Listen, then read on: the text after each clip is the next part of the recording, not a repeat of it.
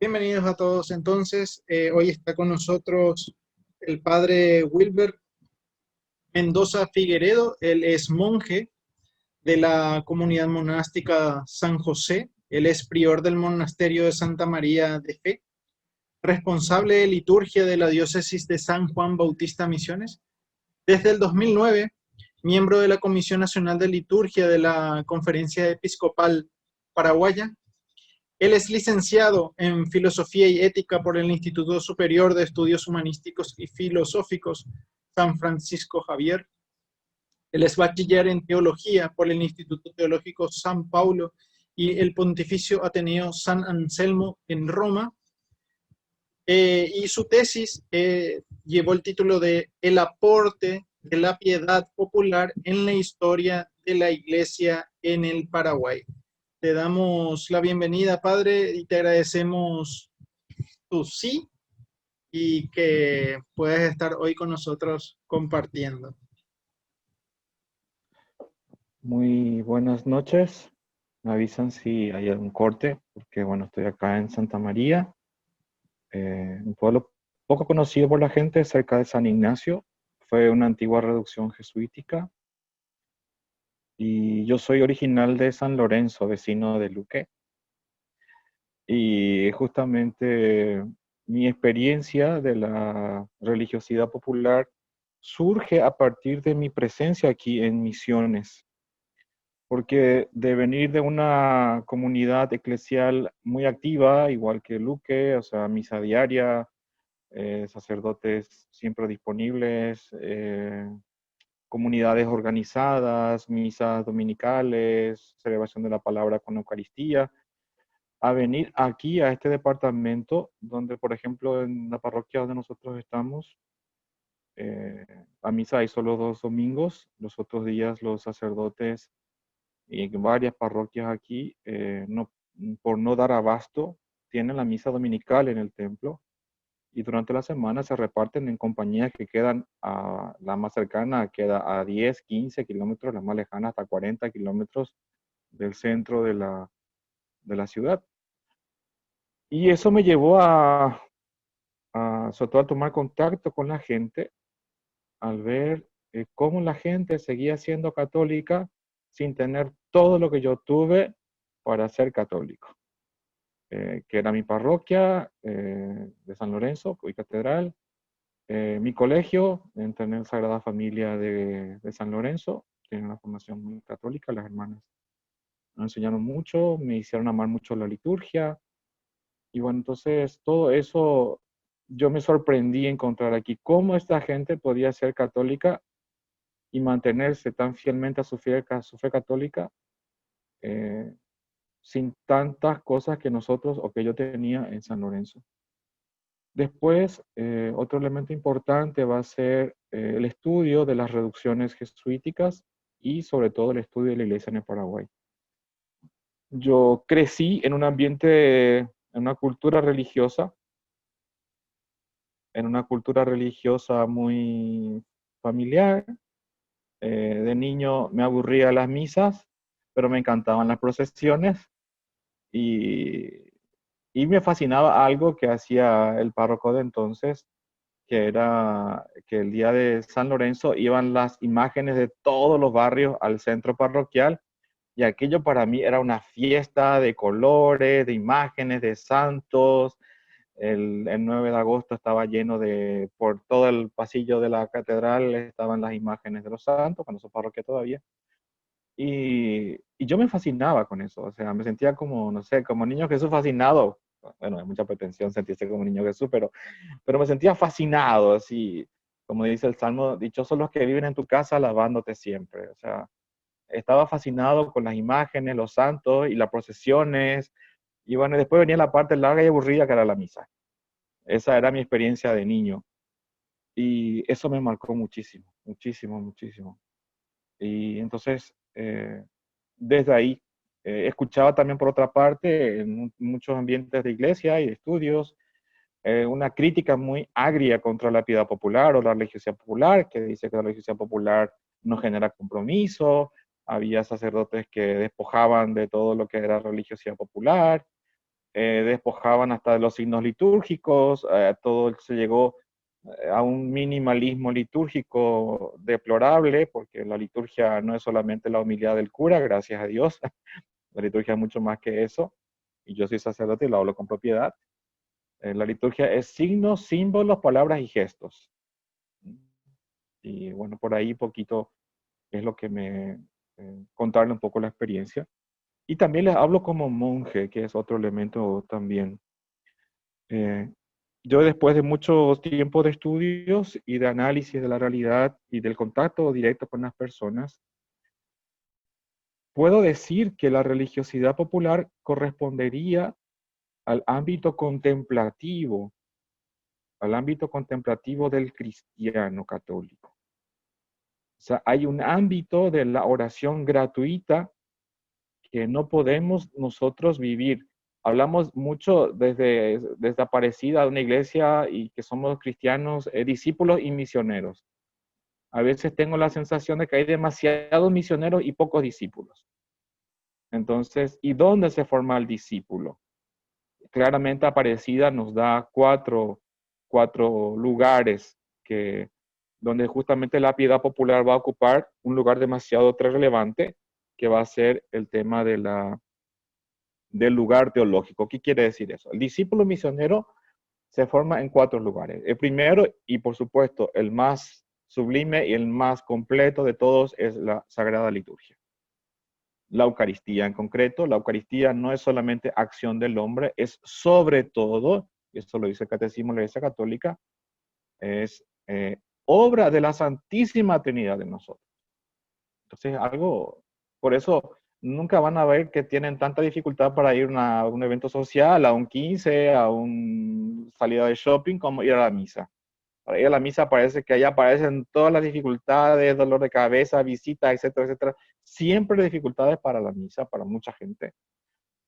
¿Por qué? Porque allí realmente es el lugar donde Dios continúa en nosotros la obra de la redención. La liturgia es el lugar donde la Santísima Trinidad continúa y actualiza a nosotros la pasión, la muerte y la resurrección del Señor. Entramos medio muerto a misa y siempre vamos a salir con más paz, con más fuerza, con más alivio, con más, eh, con más esperanza, con un aumento, diríamos, de fe, de esperanza y caridad, siempre.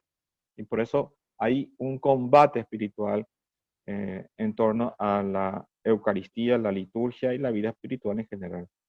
Otro elemento importante va a ser, dice Aparecida, los sacramentos, por supuesto, la lección divina, la oración con la palabra de Dios, y en un cuarto lugar, que es la primera vez que un documento de acá de América Latina coloca la piedad popular como un lugar más donde el discípulo y misionero se forma para hacer tal cosa. De hecho, si nosotros miramos nuestra experiencia de niños, no es justamente la Santa Misa la primera que captamos o que comprendemos, a no ser que haya una gracia muy especial que alguien reciba en su infancia. Generalmente en casa nos enseñan a rezar a Mimi y nos dicen, bueno, poner las manos, hacer sea, rezar delante de un santo, ver la gente rezar el rosario, todo este tipo de experiencias que justamente son las que constituyen la piedad popular. Por eso digo la piedad popular, y ahora vamos a ver en concreto qué es piedad popular, qué es religiosidad popular, qué es liturgia. Primero, este sería el primer planteamiento. Y como yo les digo, es como la parte contemplativa. Es donde hacemos más de María y menos de Marta, para después tener la fuerza, las pilas para hacer las de Marta en la misión de la iglesia.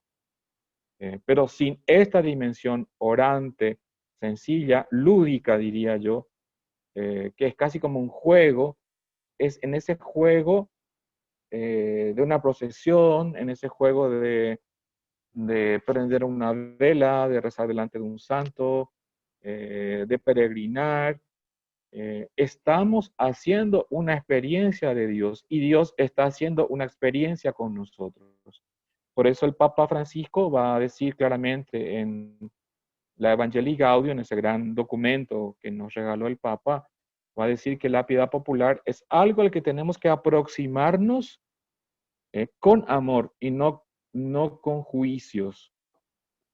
Este año no vamos a tener esas masivísimas peregrinaciones a Cacupé. Y yo escuché mucha gente decir, bueno, esto para qué se van, y se van borrachos, y se emborrachan, y llevan música todo el camino, y bla, bla, bla, y para qué lo que se van a Cacupé así. Nosotros no podemos juzgar lo que Dios es capaz de hacer a través de esa persona que, de la manera en que se va, igual se va a Cacupé. Comenzábamos con esa imagen. Toda persona hace una experiencia de Dios. Y ahí nosotros no somos dueños del Espíritu Santo para decirle cuándo actuar y cuándo no. El Espíritu Santo actúa por encima de todos nosotros y se comunica con todas las criaturas, se comunica con una libertad que es solo suya. Y entonces nosotros, como dice el papá, no podemos juzgar lo que pasa en la piedad popular, en un peregrino que va a cada cupé rezando, es más fácil, pero en uno que va con su música, con su tipo parlante, no sé qué cosa hace, y se va a llegar al santuario y prende su vela, le mira a la Virgen y mientras está la misa ahí ni se queda la misa, llegó, hizo su oración y después se mandó a mudar, ¿verdad? Eh, pero está allí. Algo le trajo ahí. Como diría Jesús, nadie viene a mí si mi Padre no la trae. Y entonces por medio de María, el Señor nos está atrayendo. Y bueno, eso para comenzar un poquito de hablar. También otra cosa importante que yo tengo que decir, y eso para los que tengan, no sé con qué auditorio, con qué grupo de gente me estoy viendo, pero para los que están en la liturgia y pueden tener otro tipo de información. Hace poco estuve en una conferencia del CELAM, de Cevitepal, donde decía una doctora, hacía exposición de la religiosidad popular y todas esas cosas. Daba sus especificaciones. Yo quiero decir que el Paraguay es uno de los pocos países donde su piedad popular es eminentemente católica. Es decir, todo lo que tenemos fuertemente nosotros no tiene mucha mezcla, como por ejemplo en Brasil, que hay mucha religión afro, hay mucha religión inclusive de otros grupos migrantes no católicos o no cristianos, inclusive de grupos amerindios, que están mezclados en la cultura. Igual un poco en Argentina también, tienen otro tipo de influencias. En Paraguay, el impacto y la formación de las reducciones fue tan grande. Imagínense, el 54% de la población indígena no selvática estaba en las reducciones jesuíticas, es decir, estaban aislados totalmente del influjo español. El resto de la población indígena estaba en las demás reducciones franciscanas, dominicas, aunque yo trabajaron más con los negros y también con indios, también los mercedarios.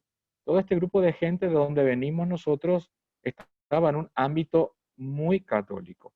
O sea, no tenemos nosotros como en Brasil una mezcla de Umbanda, Candomblé y todo ese tipo de cosas mezclados en la cultura. Un día en Brasil estando, había una hermana que venía de un estado de Bahía y me dice un día, voy a hacer mi purificación. ¿Qué? Le dije yo, y voy a hacer baño de pipoca, me dice. ¿Baño de qué? Le dije, esa pipoca del pororó, entonces que se tira el pororó encima, ¿verdad? Para sacarse la mala onda. Y wow, dije, una hermana haciendo eso, ¿cómo de dónde, verdad? Lo que pasa es que su mamá era negra y su mamá es de una religión afro y bueno, una mezcla de, eso sí que es mezcla de Dios y Pantera. En Paraguay no tenemos eso. Lo que sí hay un peligro muy grande es el tema de la globalización, ya lo que es mucho más sutil, todo el mundo de la New Age, que entra por todos lados. Ahora me dijeron, me mandaron una consulta sobre unos ángeles que van, que vienen, que le recibí tus ángeles no sé cuántos días en tu casa, que tenés que poner esto, que lo otro para la visita a los ángeles. Dios mío, que esos 7 ángeles, o sea, una locura, diría yo. O sea, bueno, eso no es católico, le decía yo al que me dijo, no. Sabemos que hay por la revelación solo 3 ángeles, arcángeles, perdón. Y por eso que andar visita de ángeles y que yo te mando en visita que vos tenés que a la noche abrir tu puerta para no sé qué cosa, que o sea, eso no tiene nada que ver de católico, o sea, no. Eso es New Age, o sea, eso no. Pero eso sí viene un poco a perturbar nuestra piedad popular. Eso por una parte. Bueno, podemos seguir. Ahí vemos la imagen justamente de cada cupé, de nuestra piedad popular, de besar al Cristo en el Viernes Santo, en torno a la Virgen de cada cupé. ¿Puedes pasar? Clarificación de conceptos, ya fui haciendo un poquito de esto. Voy a aterrizar después sobre la liturgia, piedad popular. ¿Qué piensa la iglesia hoy también decir alguna cosita? Ya estoy diciendo los orígenes, su lenguaje, la familia, que es la primera escuela de piedad popular. Voy a seguir el siguiente PowerPoint. Conceptos. Religiosidad popular, dice, es una experiencia universal. En toda persona, cultura de un pueblo y sus manifestaciones colectivas está siempre presente una dimensión religiosa. Dice.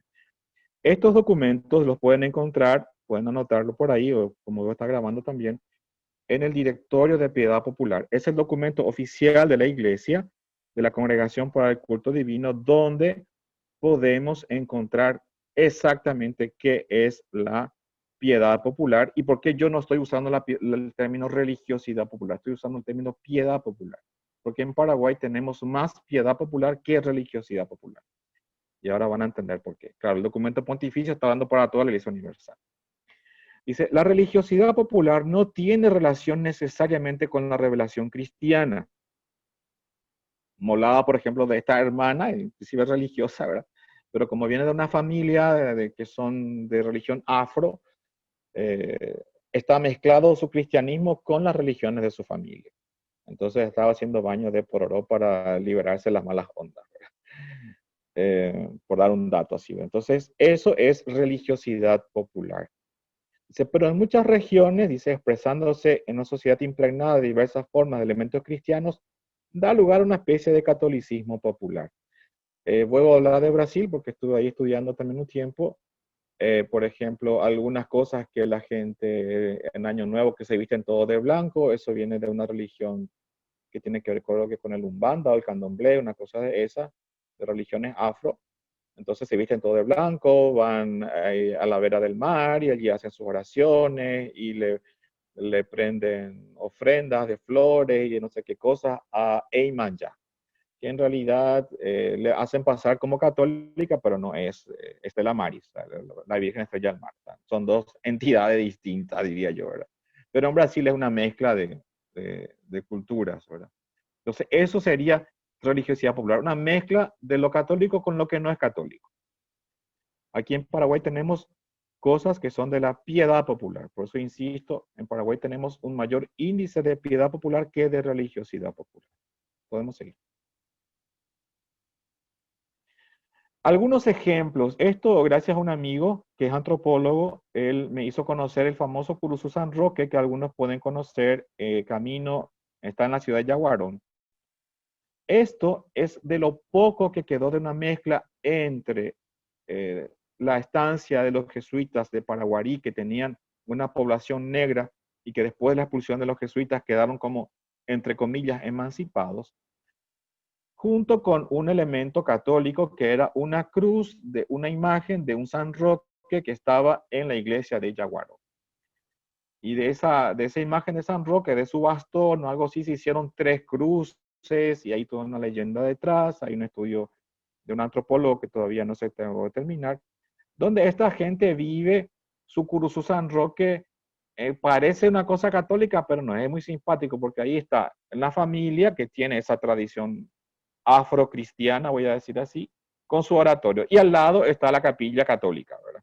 Pero vos no entendés que son las dos cosas porque además tienen procesión, se llama San Roque, pero si ustedes ven la imagen, hay gente vestida de camba porque estaba ligado a una fiesta de la fecundidad, vamos a decir. Entonces, esos cambas, según me contaba este antropólogo, eh, jugaban a, qué sé yo, a, a buscar novio, buscar novia, el cambá se vestía y le seducía a una chica en el camino y que cosas así de juego, ¿verdad?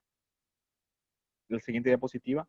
Esto no es piedad popular, esto es religiosidad popular, mezcla de lo pagano con lo cristiano. Los famosos juegos de San Juan no son católicos, en sentido estricto de la palabra. Son una mezcla de juegos paganos, inocentes en sí, tradicionales, culturales, pero que están ligadas al fuego, porque es la noche más oscura del año, entonces está ligada al fuego. Entonces es como para que no se extinga el fuego, la fiesta de San Juan surge con eso. Hay un culto al fuego para que el fuego venga, el sol no se apague, porque imagínense, estamos hoy en una sociedad tecnológica, no sabemos dentro de 50 años cuándo va a haber otro eclipse. Entonces, cuando surgen estas tradiciones de San Juan, esto no existía, ¿verdad? Solamente era la noche más larga y viene ya, inclusive esto viene de Europa, de la fiesta del fuego, y acá se mezcla con elementos cristianos, la noche de San Juan, etcétera. Entonces hay un montón de cosas allí, como el Cambuchille Yocar, Paella Yejerey, esas son cosas de religiosidad popular, ligadas a San Juan. Las famosas pruebas de San Juan, que tenés que a las 12 de la noche no sé qué, que tu gallina no sé qué tenés que guardar no sé en dónde, y las solteras que se pongan allí donde el gallo vaya a comer temprano después de un día de ayuno el prójimo, entonces esa se va a casar ese año. O sea, son cosas de, eso es religiosidad popular ligadas a un ámbito que se atribuye a lo espiritual, se atribuye, digo, a lo espiritual, pero que no es propiamente católico, pero tiene el nombre de San Juan. Entonces, las famosas pruebas de San Juan, que clavar la banana con un cuchillo y cuando saca ahí aparece la letra del que va a ser tu marido y todo ese tipo de cosas. Eso no es piedad popular, eso es religiosidad popular.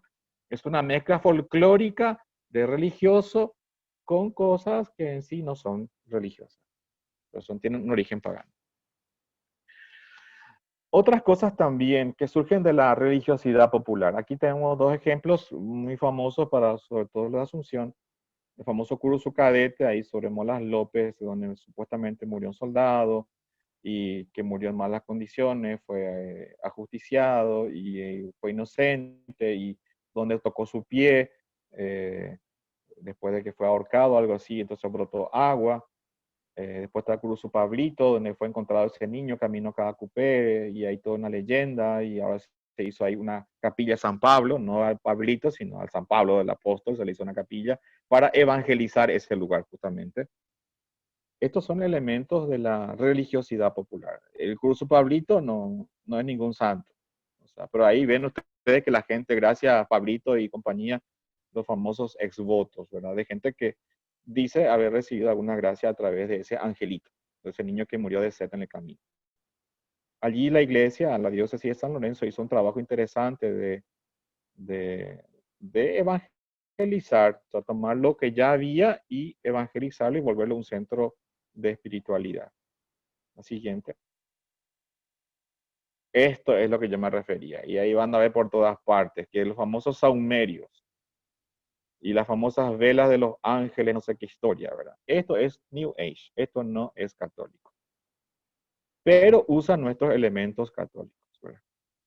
Entonces, esto no es católico. Hay gente, ay, padre, ¿puedes venir a bendecir mi casa y echarle saumerio? Me dice, ¿qué? Le dije yo, que saumerio de nada. O sea, a veces uno se va a los locales y de repente entra al local que pone la gente el famoso palito para traer plata. Dios mío, a mí me echa a correr de su negocio porque huele tan mal que no sé quién va a entrar de cliente ahí adentro, ¿verdad?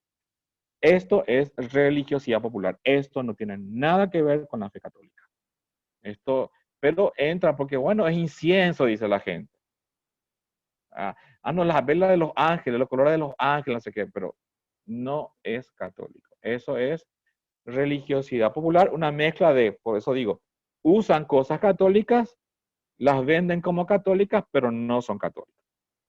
En el mejor de los casos dice, pero no te va a hacer con mal, dice, sí, es para rezar al ángel nomás te va a decir, ¿verdad? Pero claramente vamos a delimitar los conceptos, sí, eso no es católico, sino es una mezcla, por eso es religiosidad popular, no es piedad popular. Vamos a seguir. Y este para mí es nuestro gran tema, la piedad popular. Ahí vemos no a un santo negro de Umbanda, sino de famosos santos reyes, ¿verdad? San Baltasar. Y las procesiones, eso ya viene de nuestra fe católica. ¿Qué es la piedad popular según el documento del Vaticano, de la Congregación para el Culto Divino? Dice, se refieren a las diversas manifestaciones culturales de carácter privado o comunitario que en el ámbito, cuidado, en el ámbito de la fe cristiana se expresan principalmente no con los modos de la Sagrada Liturgia, sino con formas peculiares derivadas del ingenio de un pueblo, de una etnia y su cultura. Por ejemplo, esta imagen, ¿verdad? Ahí ven, de las procesiones, que son cosas que no forma esencialmente parte de la liturgia, pero una procesión, y ahí voy a hablar de esta precisión teológica. Hay un documento de la Conferencia Episcopal Española que dice muy claramente de la piedad popular, porque muchas de las cosas nos vinieron de Europa, ciertamente en la evangelización de la colonia. La piedad popular prepara o prolonga la acción litúrgica. Una procesión prepara la Santa Misa, le da ese ambiente festivo, folclórico, devoto, emocionante, porque digo, la liturgia no es una cosa centrada en la homilía del sacerdote, o sea, por decir así, dar un ejemplo, sino que está llena de muchos otros elementos, entre ellos el tema de los signos, los símbolos, los gestos, las palabras. Cada uno tiene un lugar proporcional dentro de la Sagrada Liturgia. Y allí justamente la procesión y todo lo que tenga que ver con la piedad popular está en función de la Sagrada Liturgia. Un rosario antes de la Santa Misa prepara espiritualmente a la comunidad y evita la murmuración. ¿Viste para cómo vino esa señora? Hay que molde va ahí, hay que no sé qué, hay que no sé cuánto. ¿Viste su cabello? ¿Viste no sé qué? O sea, o la gente distrayéndose o viendo celular mientras espera la hora de la misa, ¿verdad? Pero un rosario, que hayan 2, 3 personas rezando el rosario, ayuda y crea un clima espiritual para prepararnos para la Santa Misa. Eso es demasiado importante, es para espantar al diablo también, ¿verdad? Entonces, en las celebraciones, eh, cuando, por ejemplo, toca preparar una liturgia importante,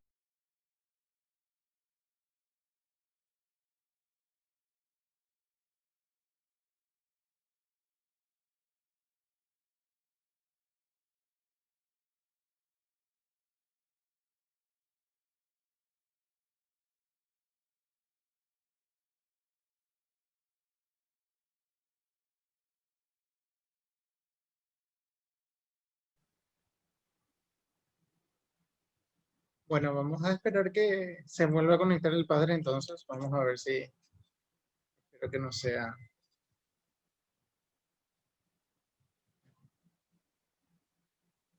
espero que no sean sus datos.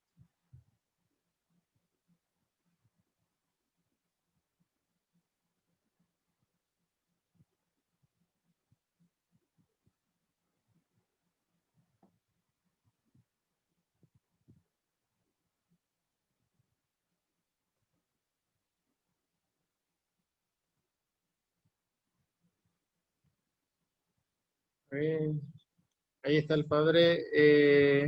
Estamos de vuelta, padre. Te voy a habilitar tu micrófono. Ahí te pedí. ya. Ahí está. Bueno, ¿dónde me quedé? ¿Hasta dónde llegó la conversación? Eh, Aquí está.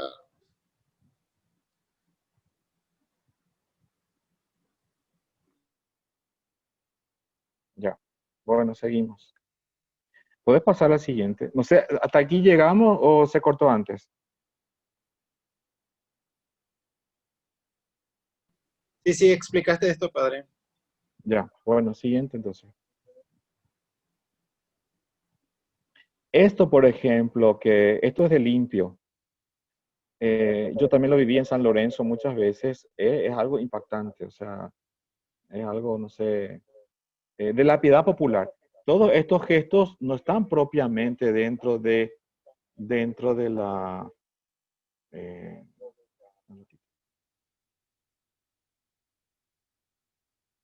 no están propiamente dentro de la liturgia. O sea, la subida del Cristo en la cruz, el descendimiento, no forman parte de la liturgia oficial, o sea, de lo que se prevé para el Viernes Santo.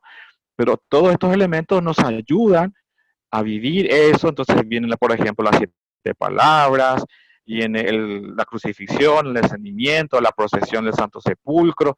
Todos son momentos que nos ayudan a vivir de un modo, como si, diría San Ignacio, como si presente me hallase dentro de la pasión y muerte del Señor. Yo me acuerdo todavía de niño, algo que me impactó muchísimo. Tenía como 10 años y me escapé de mi casa y me fui para el Viernes Santo en la parroquia y estaba un Cristo articulado allí. Y cuando llegó la hora de las 3 de la tarde, en ese sol que había, a mi lado estaba una anciana de rodillas y la anciana echaba lágrimas cuando justamente a las 3 el Cristo articulado, la que después de haber visto otros Cristos, me parece un poquito feíto el de San Lorenzo, me impactó muchísimo cómo esa mujer lloraba por ver a Cristo bajar la cabeza, cerrar los ojos, lloraba esa mujer y yo a su lado decía, ay Dios, ¿cómo quiero sentir lo que ella siente? Eso me acuerdo muy bien, tengo la imagen así como si fuera ayer. Tanto me impactó el testimonio espiritual que estaba viendo esa mujer.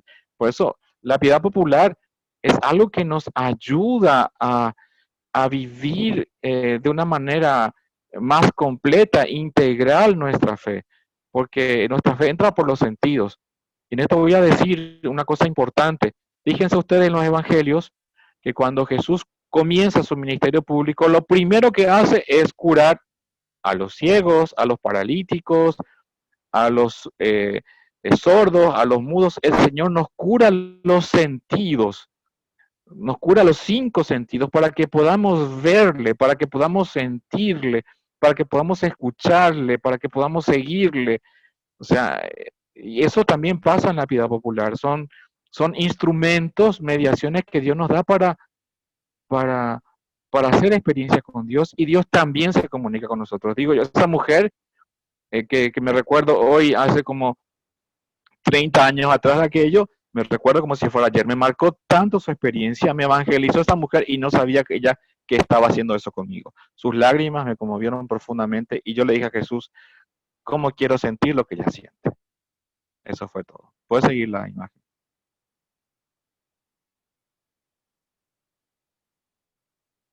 Bueno, esto ya vemos así la experiencia de cada cupé, la peregrinación, la gente que llega de rodillas. Aquí hay algo de Dios, necesariamente. O sea, nadie hace una peregrinación ni unos sacrificios de esta manera. Es su manera de entender, dicho sea de paso, o la manera, el Papa dice esto y antes que él en Aparecida dicen esto, que es la piedad popular es una iniciativa del Espíritu Santo. Es obra del Espíritu Santo.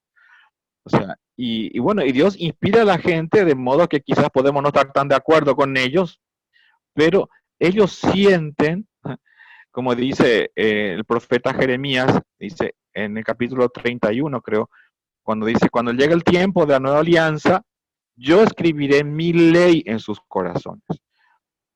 Y, y sabrán todos que yo soy Yahvé. O sea que el Señor escribe su ley en nuestros corazones y donde la gente ruda, la gente sencilla, la gente que quizás no tiene mucha instrucción católica, pero tiene fe más que los teólogos a veces, sienten diversas maneras de acercarse a Dios que Dios les muestra. Como vemos esa niña que va vestida de la Virgen, aquí tenemos una réplica de la imagen que nos regalaron el año pasado. Estoy muy agradecido con esa gente que nos regaló esa prenda preciosa. Y una señora que le había regalado el cabello contaba, una señora que vino que regaló el vestido, contaba que de niña su mamá le había cortado las trenzas que tenía largas y le entregó a la Virgen. Entonces ella ya de grande le contaron que la promesa tenía que ser la mamá, no la hija, que porque la hija le cortaban el pelo y todas esas cosas. Pero la hija tiene una reacción muy simpática, pues decía a la Virgen cuando tiene alguna urgencia le dice, yo que te di mi cabello a vos, le dice, necesito que vos me hagas esto, yo que te di mi trencita, le decía, yo necesito que me hagas esta gracia, que me dé esta gracia, ¿verdad? Es una manera filial, coloquial, sencilla de dirigirse a la madre, ¿verdad? Familiar, o sea, a mamá le decimos las cosas como nos nace en el corazón, bien o mal, pero le decimos, ¿verdad? Entonces yo veía eso en el testimonio de esta mujer que me contaba que le recuerda a la Virgen que ella le dio una vez su trencita, ¿verdad? Entonces que le haga el favor que necesitaba. Y siempre me cumplió la Virgen, decía la señora. ¿Puedes pasar? Ahí seguimos viendo más imágenes de cada cupé, que es como el gran ícono de la piedad popular. ¿Puedes seguir? Inclusive, ahí Pedro nos enseña, el Papa. Cuando él vino a cada cupé, él tuvo este gesto tan paraguayo, tan nuestro, tan de la piedad popular. El paraguayo si no toca no ve. Entonces, cuando me regalaron, o sea, nos regalaron al monasterio la imagen de la Virgen de cada cupé, tanto yo anduve buscando. Y al final conseguí, la Virgen vino sola, porque yo no tenía ni con qué pagar esa imagen, ¿verdad? La Virgen vino sola, se hizo de avío y vino. Y entonces ya uno me dijo, padre, yo voy a ponerle para su vidrio. Me dijo, ¿sabes qué? Le dije yo, no, le dije, yo no quiero que le pongan vidrio. Yo quiero que la gente le toque. No importa si se ensucia su vestido. El año que viene ya se ha diligenciado para su ropa, le decía yo. Y tal cual, este año tiene ropa nueva. Y yo, padre, le voy a dar su ropa a la Virgen, pero que la gente le toque. Ese tocar no es una idolatría, como dicen los evangélicos. Ese tocar, los paraguayos por cultura somos muy viscerales, no solamente los paraguayos. O sea, el tocar es algo demasiado esencial al ser humano. Es una forma de comunicarse. Dos personas que se aman, se tocan, una persona que se está despidiendo de vos, está agonizando y estás tocando su mano hasta el último momento de su vida. Es una comunicación profunda. Nuestras manos son un instrumento de comunicación. Y yo rescato estas imágenes que me impactaron mucho, ¿verdad? El Papa tocando. O sea, Pedro nos enseña, por aquí hay que caminar. Y Juan Pablo II, que fue el gran promotor de la piedad popular, también nos decía esto. En el documento está una parte de esta carta. Seguimos. Entonces, lejos de yo separarle a la gente del santo, por lo menos yo en mi casa, como en mi monasterio mando yo, dejo que la gente le toque a los santos, ¿verdad? Y sí, yo entiendo que a veces es una imagen muy venerable y se puede romper, se puede dañar, se puede no sé qué, ¿verdad? Y hay que también tener cuidado, ¿verdad? Y a veces la gente no es cuidadosa, es atropellada también, ¿verdad? Sobre todo en un santuario grande no se puede hacer esto porque se van a abalanzar todo, pero aquí en mi casa, que es pequeña y no hay mucha gente y la gente que viene, bueno. Otro gesto importante que dice Aparecida es un verdadero tesoro del pueblo de Dios, el famoso Tupanoi. Yo le digo a la gente, si ustedes eligen padrinos chuchis, no, por favor, no me inviten a mí para ser el sacerdote que bautiza a sus criaturas. Esos padrinos que no quieren que le pida fe a su hijo, su ahijado. Esos ni cristianos no son, decía yo. Porque aparte le ves en el día del bautismo y después nunca más le ves en la iglesia a los supuestos padrinos. Y están mintiendo bien grande cuando dicen allí, ¿está dispuesta a acompañar en la fe de los niños, a los padres y padrinos? Sí, estamos dispuestos, pero después fue la última vez que el niño le vio al padrino o la madrina. Y nada de andar haciendo tupanoi. El tupanoi es algo demasiado importante, es llamar a Dios. El tupanoi es tupanoi, tuparenoi, llamarle a Dios. Y fíjense que nuestra piedad popular paraguaya, cuando el Papa Francisco estuvo aquí y antes, cuando yo era muy pequeño, solo cuando vino Juan Pablo II, no estuve tan conscientemente presente en esa época, pero sí devotísimamente estaba. Pero, ¿qué es lo que la gente le pide al Papa? Su bendición. No le pedimos al Papa que cambie el gobierno, que cambie esto, que cambie. Le pedimos al Papa su bendición, porque la bendición es todo. Un hijo que le pide la bendición a su madre, a su padre, eh, es pedir todo. O sea, el que tiene la bendición de Dios tiene todo. Y esto es algo de nuestra cultura. Hay gente que se avergüenza de pedir la bendición porque, ay, qué anticuado, ay, que no sé qué, ay, que no sé cuánto. Y para cometer pecado lo que tenemos que tener vergüenza, pero para pedir la bendición de Dios, ¿por qué? ¿Por qué? Me pregunto yo, o sea, no. Y por eso digo, hay que seleccionar bien los padrinos también, ¿verdad? Y eso acá en el interior suelo ver bastante, ¿verdad? Dice este texto que es Aparecida, pero en realidad es el Pablo VI, dice, manifiesta una sed de Dios que solo los sencillos y los pobres pueden conocer. Nos vuelve capaces de generosidad, nos puede, nos enseña la paciencia, el sentido de la cruz, la vida cotidiana, el desprendimiento, etc. Podemos seguir. Mucha atención con esto. Hay un documento del Papa Pío XII que se llama la Mediator Dei. Es una encíclica donde habla de la liturgia y donde habla de la piedad popular.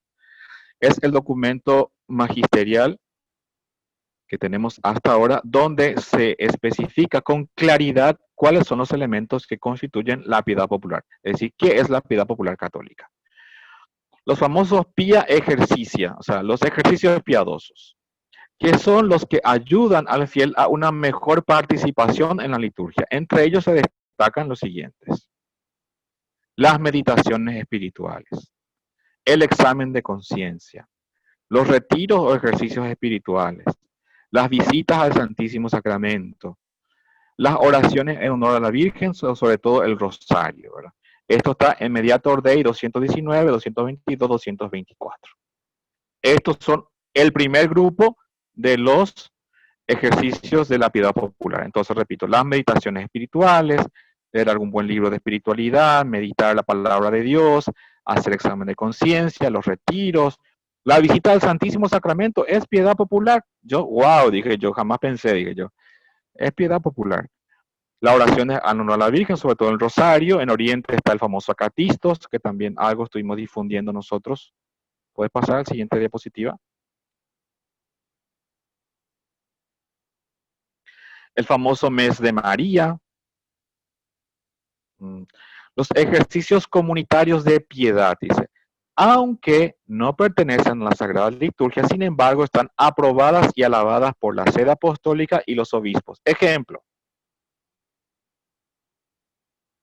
el famoso mes de mayo, que es el mes de la Virgen, o el mes de junio, dedicado al corazón de Jesús, las famosas novenas, el trido a los santos, a la Virgen María, el Via Crucis, y por supuesto, el rosario o el acatistos. De eso ahora no voy a hablar mucho del acatistos, es como el rosario. Los bizantinos, o sea, los cristianos de Oriente no tienen el rosario, ellos tienen lo que se llama acatistos.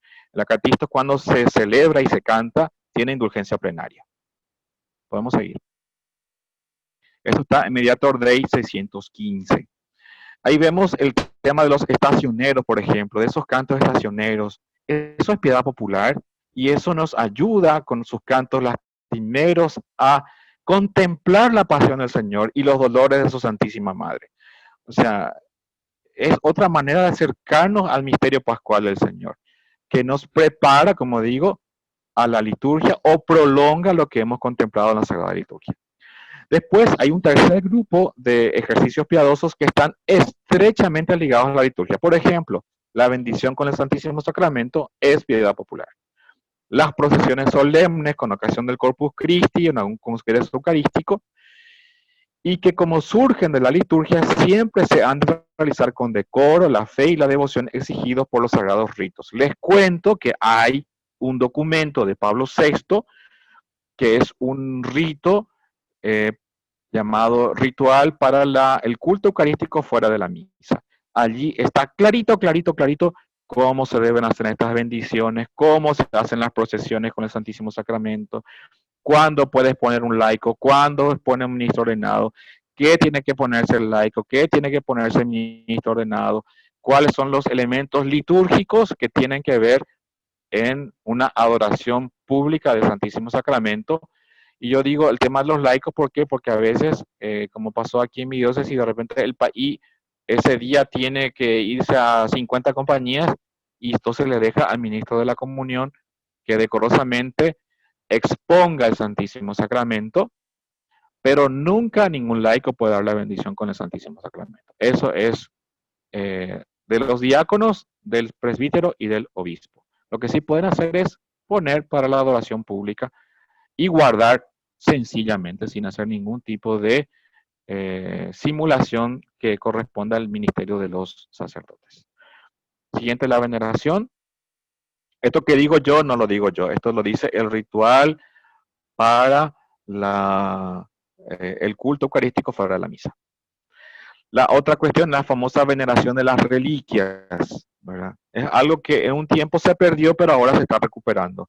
Los paraguayos tenemos que estar muy agradecidos a Dios por dos grandes dones, que son el corazón de San Roque y el cerebro de Chiquitunga. Son reliquias que tenemos así de regalazo del Señor, ¿verdad? Y así también todas las otras reliquias de los santos. Aquí vemos una pequeña procesión de Corpus que se hizo acá en Santa María hace unos 10 años atrás, así aquí en la ciudad de Santa María, con un sacerdote jesuita. Ahora voy a hablar de la liturgia y la religiosidad y la piedad popular.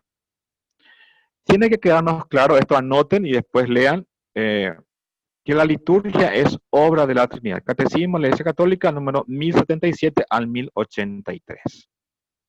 ¿Puedes seguir?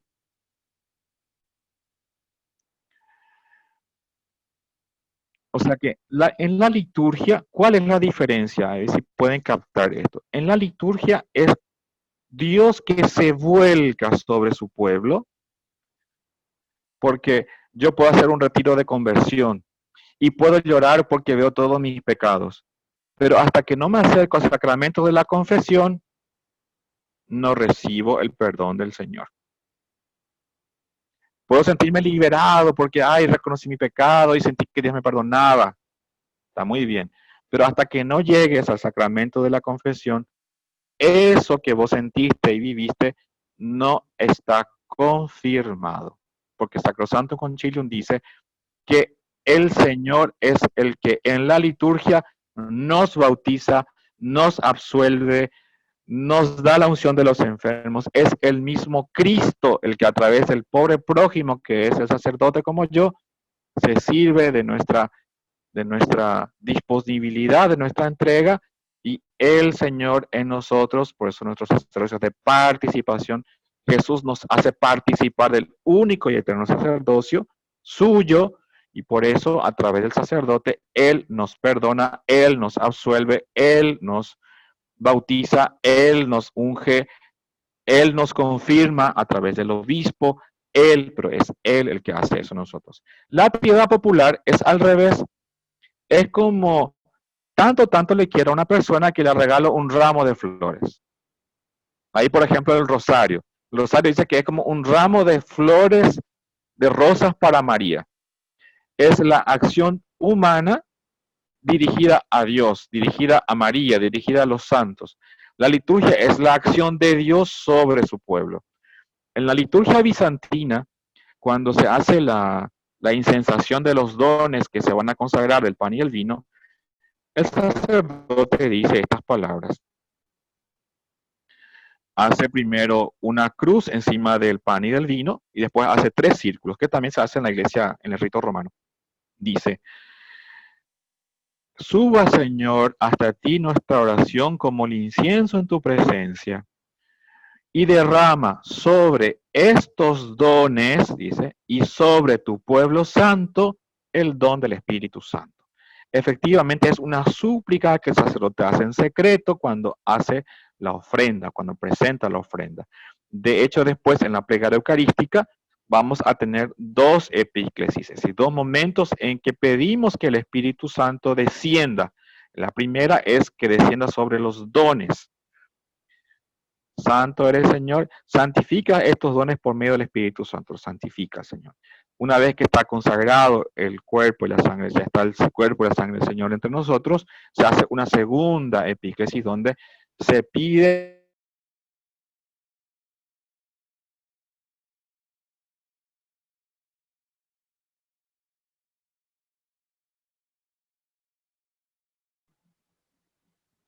Tenemos de vuelta un ratito. Seguro se conecta enseguida.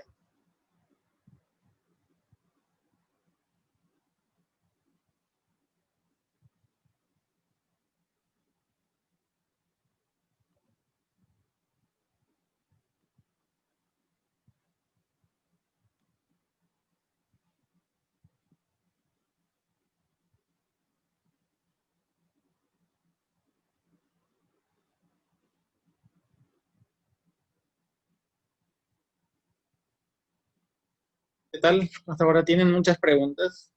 A mí, cada vez que pasa un ejemplo, se me ocurre una pregunta. Bueno, Esperar.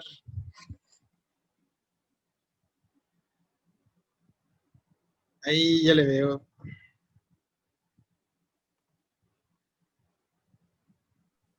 Ahí está, padre.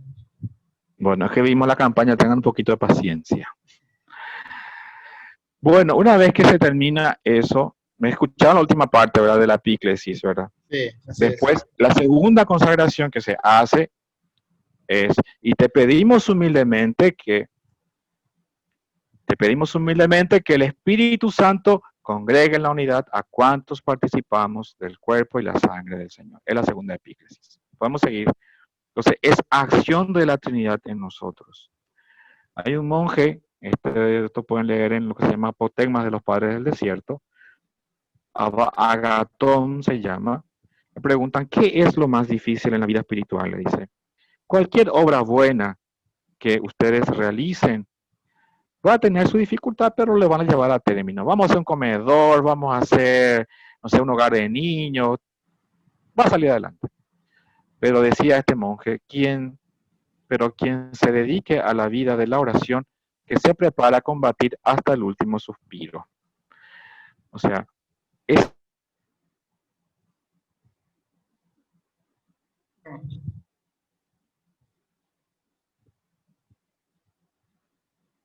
Oh, oh.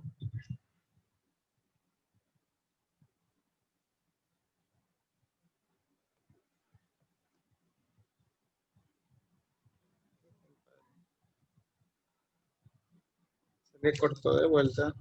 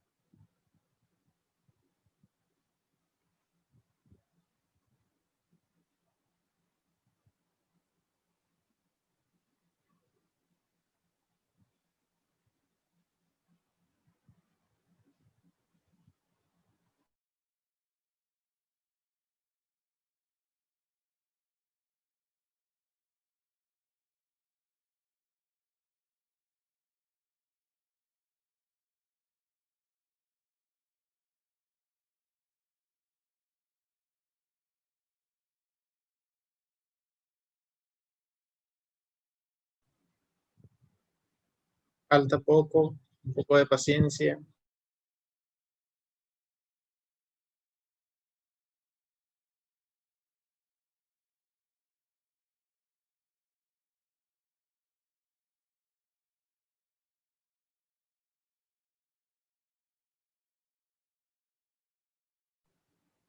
Ahí ya le veo conectado desde su otro dispositivo.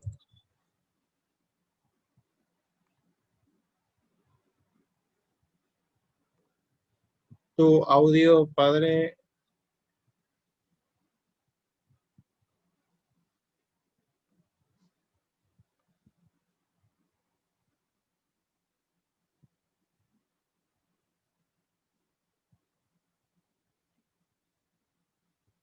tu audio. Falta activar.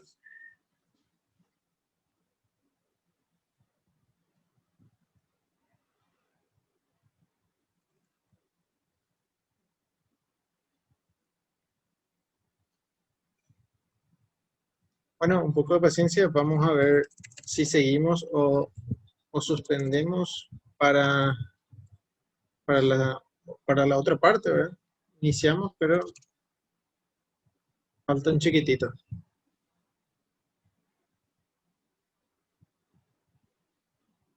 Ahí está.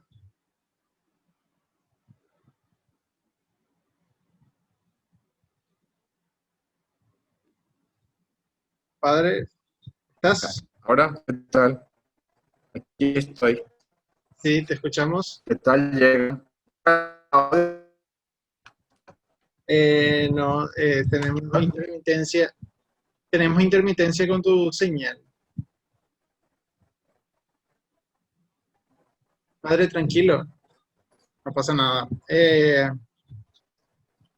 Podemos dejar la partecita que faltaba si es que no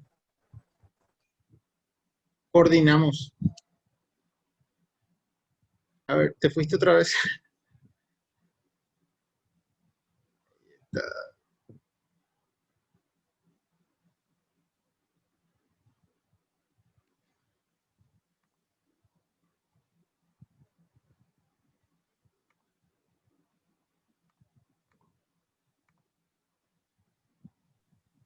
Ahí, ahí sí. Que se fue la señal por lo menos terminar esa partecita ahí, algo, ¿verdad? Bueno, dale. Si tienen paciencia los televidentes. Vamos. Sí.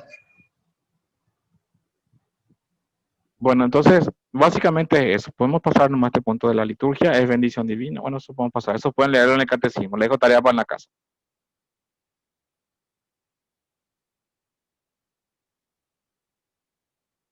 Puedes pasar también eso.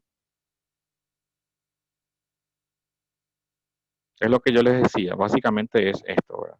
A ver, esto es importante. La Eucaristía y la piedad popular. La piedad popular debe su existencia solo en relación a la Sagrada Liturgia, que la inspira. Dice. Siguiente. Entonces, todo lo que vimos, ese listado que vimos de la Mediator Dei nos dice exactamente cuál es su papel, ¿verdad?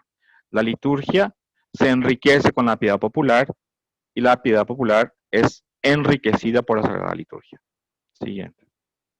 Por ejemplo, no hay fiesta patronal si no hay procesión. Entonces, es imposible pensarlo, ¿verdad? Siguiente.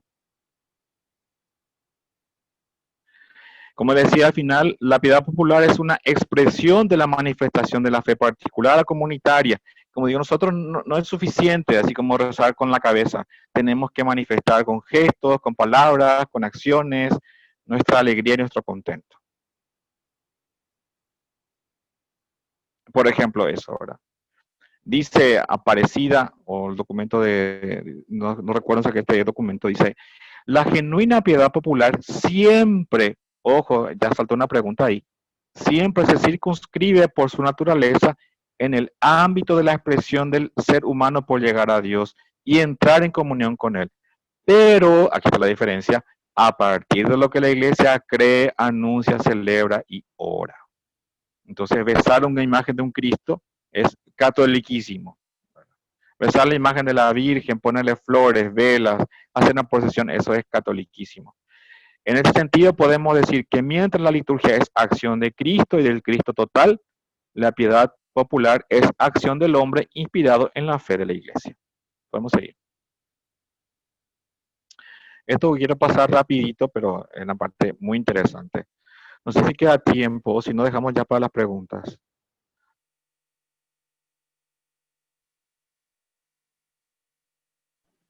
Como a vos te parezca nomás, estamos 21:15, padre. Ya, podemos dar un poquito por lo menos a explicar. O sea, esto es lo que yo investigué y les cuento aquí un poquito. Yo me apasiona, yo ni iba a tener idea de la hora, pero calculen ustedes. O sea, nosotros venimos, la iglesia en el Paraguay viene de una experiencia espiritual muy fuerte, que van a ser las reducciones, tanto las jesuíticas como las franciscanas. Dentro de las reducciones jesuíticas pasó algo que no pasó infelizmente en las franciscanas, que era que los jesuitas consiguieron tener lejos a los españoles de ellos. En esta reducción donde yo vivo ahora, vivían solamente 2 sacerdotes y 5.000 indígenas. Las reducciones franciscanas, por mucho que intentaron, ellos pobres estaban sometidos a la encomienda.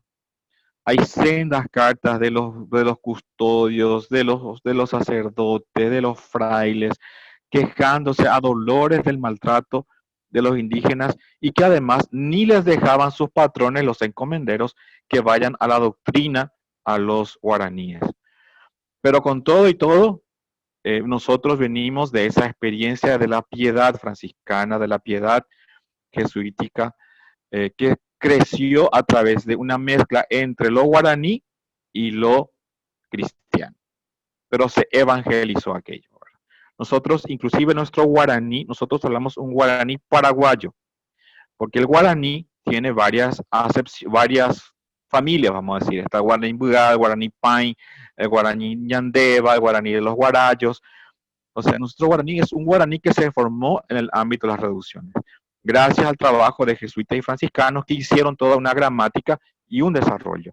Y esto ligado estrechamente a la fe, porque el primer signo de Asunción, liderado por Fray Martín Ignacio de Loyola, una mezcla de franciscano y jesuita, porque era sobrino, nieto de San Ignacio de Loyola, pero era franciscano y obispo. Él convoca en 1603 el primer sínodo y manda que en toda la provincia, en toda la diócesis, se enseñe en guaraní. Entonces de ahí viene la Inmaculada Concepción, la Virgen de Cacupe, ya viene de aquella época. Podemos seguir. Entonces nosotros venimos de esa experiencia. Eso está en nuestro inconsciente colectivo, nos diría un buen psicólogo, ¿verdad? Y una cosa que me llamó muchísimo la atención cuando estaba estudiando era que justamente nada más y nada menos que un documento pontificio, como es el directorio de Piedad Popular, afirma contundentemente que el único lugar del planeta donde se unieron, donde se integraron, donde salió una cosa maravillosa entre la liturgia y la piedad popular fue en las reducciones del Paraguay. Dice, así pues, los ejercicios de piedad se convierten en un medio de transmitir el mensaje evangélico. Esto fue en la época, el documento Piedad Popular no 36, cuando habla de la parte histórica. ¿Puedes pasar al siguiente? Perdón, ahí arriba está. Perdón, ahí está. Dice el documento, el siguiente, por favor, ahí. Dice, debido a las normas que tutelaban la liturgia romana, imagínense en la época de San Pío V, parece que fue escaso el influjo que hubo entre liturgia y cultura autóctona, aunque se dio en cierta medida en las reducciones del Paraguay. Aquí era toda una fiesta, o sea, en las reducciones, como sobre todo las reducciones jesuíticas, tenían puertos donde solamente podían llegar los españoles, que sería el Paso de Santa María, posiblemente lo que hoy es Villa Florida. Hasta ahí llegaban los españoles y se quedaban hasta 3 días, después tenían que irse volando a su casa.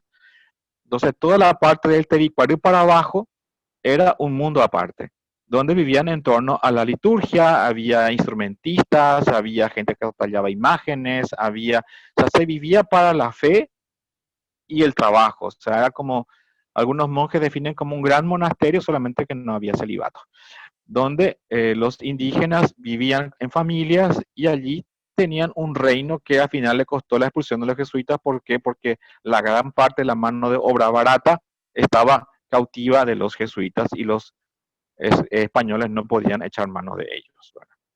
Entonces, en ese ámbito de fe y piedad, porque hay elementos de la religión indígena que van a coincidir, esto me alargaría mucho si hablo, pero ya hay una profecía que cuenta el padre Montoya en su libro Conquista Espiritual del Paraguay, donde los guaraníes de alguna manera ya esperaban la llegada de los cristianos, porque el tal Paisumé, el famoso Santo Tomé, que le decimos nosotros, que dejó su pie, no sé, su pisada en el Cerro de Yaguarón, ese santo les prometió que tiempo después iban a venir unos hombres que iban a enseñarles la religión verdadera, que era justamente, y que el signo para que reconozcan a estos hombres era el Uberayo Asá. Entonces, imagínense que es un Uberayo Asá, es la Santísima Cruz. Entonces, los guaraníes estaban esperando, no todos, pero un gran sector de guaraníes que estaba desde el puerto de Santos en Brasil hasta la zona de Lima. Muchas comunidades indígenas conocían esta leyenda y esperaban ese día. Por eso Montoya se extraña de que en muchos lugares los indígenas eran los que la esperaban. De hecho, la fundación de la primera reducción jesuítica de San Ignacio no fueron los jesuitas los que vinieron acá a invadir en Misiones, fueron el cacique Arapuzandú y otros 9 caciques, creo, los que fueron hasta Asunción a pie a pedir que vengan esos famosos hombres que portaban el Uberayuasa. ¿Podemos seguir?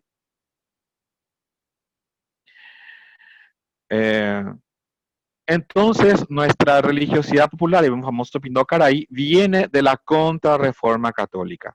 Si los protestantes negaban la presencia de Jesús en la Eucaristía, nosotros, Jesucristo, Eucaristía, procesiones de Corpus de aquí para allá.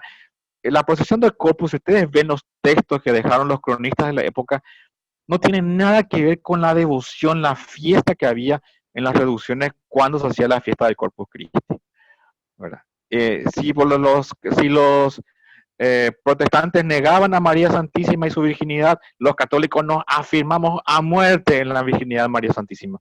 Por eso somos un pueblo eminentemente mariano. Entonces de ahí viene un poquito. Seguimos.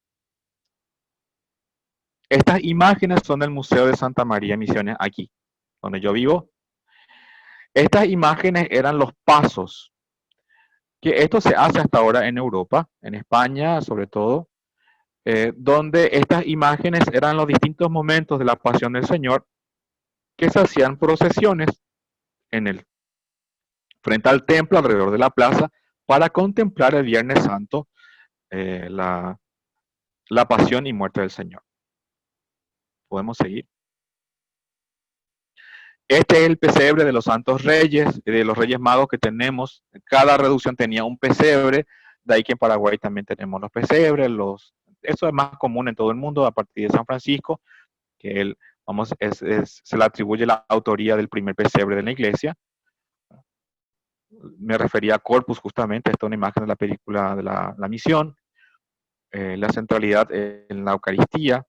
Esto fue en San Ignacio, hace unos años atrás, con Monseñor Medina, se hizo en la reducción, se hizo en San Ignacio con Monseñor Medina una procesión de Corpus siguiendo más o menos los relatos del padre José Cardiel, ¿verdad? Y de otros cronistas de la época que dicen, no hay nada comparable a la procesión del Santísimo Sacramento. Se ven allí muy hermosas danzas y muchas de ellas de más mérito, dice, que en las provincias de Quito.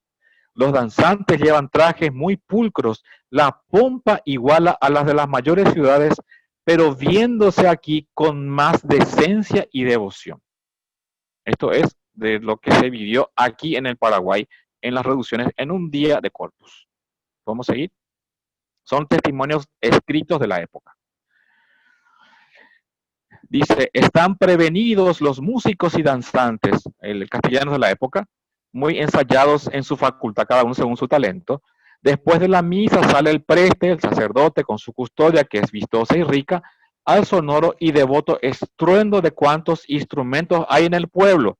Violines, aquí en Paraguay se fabricaban violines, arpas, bajones, clarines, tambores, tamboriles y flautas. Todo eso se fabricaba en las reducciones, tanto jesuíticas como franciscanas.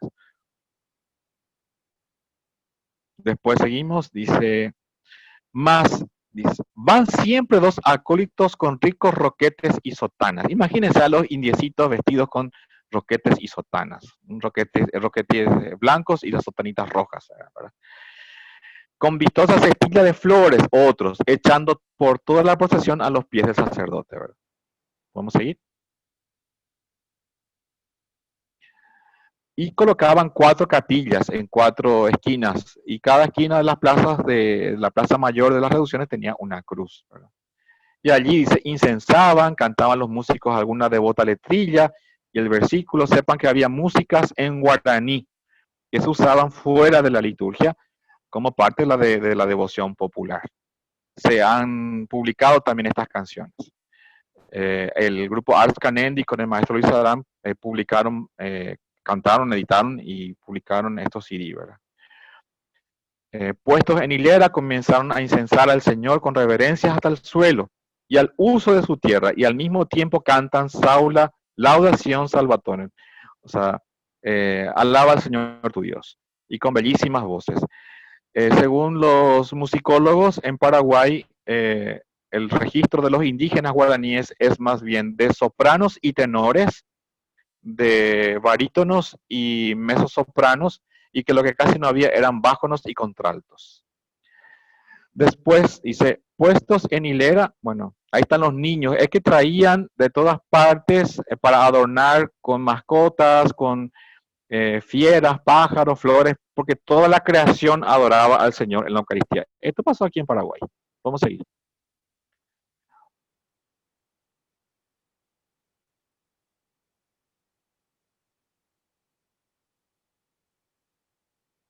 Dice, el entusiasmo de esta gente es tan grande que le saca del apuro en que van de no tener grandes alfombras ni cortinas de seda, como era en Europa. Lo suplen todo con su fervorosa piedad y con adornos sacados del monte.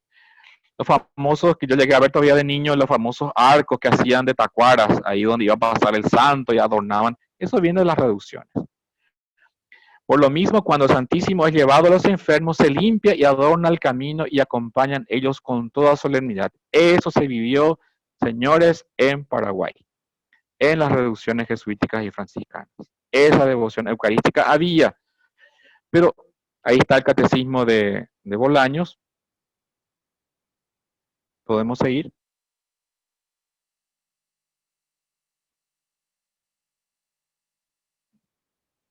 Podemos seguir, nomás las imágenes. Y esta es la patrona del pueblo, mide 2,30 m. Y los patronos de algo, que a toda la gente pregunta. Los sacramentales, el agua bendita, Pindocaraí, las velas encendidas. Esto después puedo hablar un poquito más si surgen las preguntas. Los colores litúrgicos. Tenemos la única pieza que nos queda, es ya de la más bella de toda la de Yaguarón, que todavía está en peligro de que se pierda.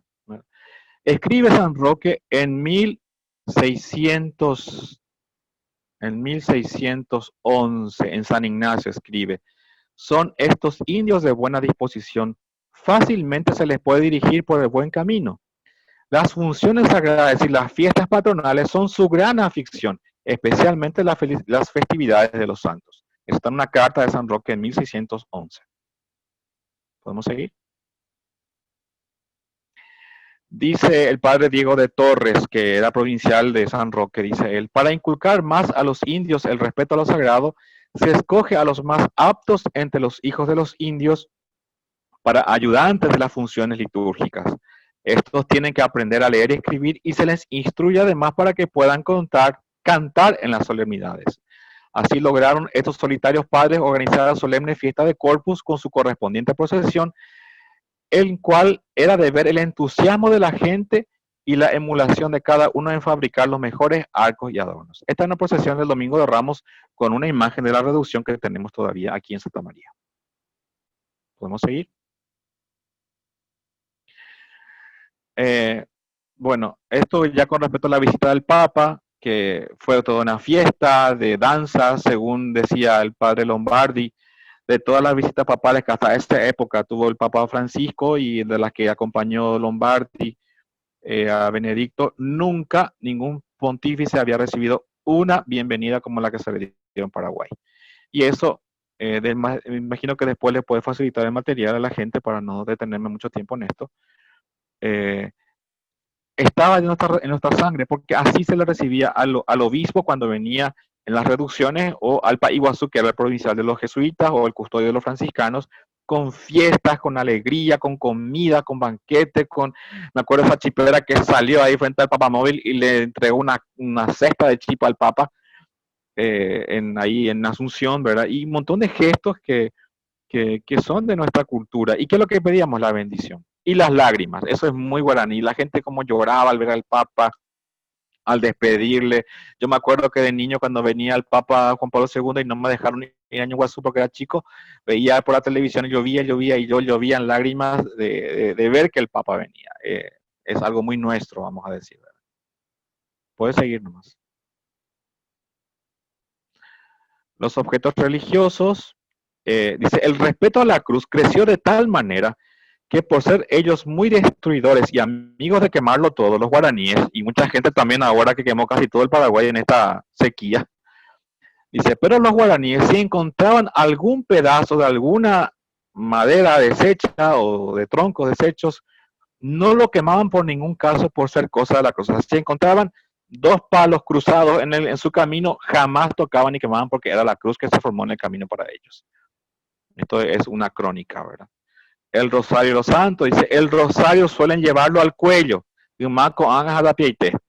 Mucha gente compra el rosario y se pone por el cuello. Eso ya pasaba en las reducciones, ¿verdad? Y adornar las imágenes también. Y darle un santo en las reducciones. La música también es algo importante. No me voy a detener en ese punto. los ritos funerarios. Hay instrucciones muy claras litúrgicas de la muerte, ¿verdad? Porque los guaraníes tenían una cuestión. Cuando alguien se moría, ellos se mudaban del lugar. Entonces, eso en la reducción era un problemón para que pudieran asentarse.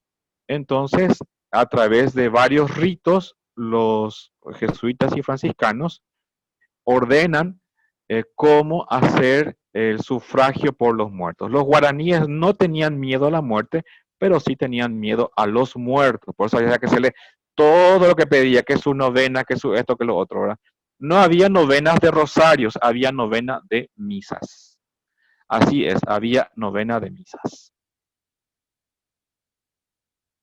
Celebrar la muerte, si podemos seguir. Bueno, yo quisiera cortar aquí un poquito la diapositiva y continuar con mis palabras y después ya dejar abierto para si hay preguntas. Quiero decir que, bueno, toda esta belleza y esta experiencia espiritual fue muy fuerte, muy fuerte, muy fuerte. Y posterior a esto tuvimos una gran desgracia. La primera gran desgracia fue la expulsión de los jesuitas. 1667, todos los pueblos jesuíticos fueron abandonados y aunque enviaron allí a otros religiosos y se envió al clero, esas reducciones ya no fueron la misma cosa. Inclusive hubo fugas, se fueron a formar otros pueblos. Ahí surge, por ejemplo, aquí en Misiones, surge Ñembucú. Mucha gente va a migrar de Misiones hacia Ñembucú y va a confederar los primeros poblados hacia allá.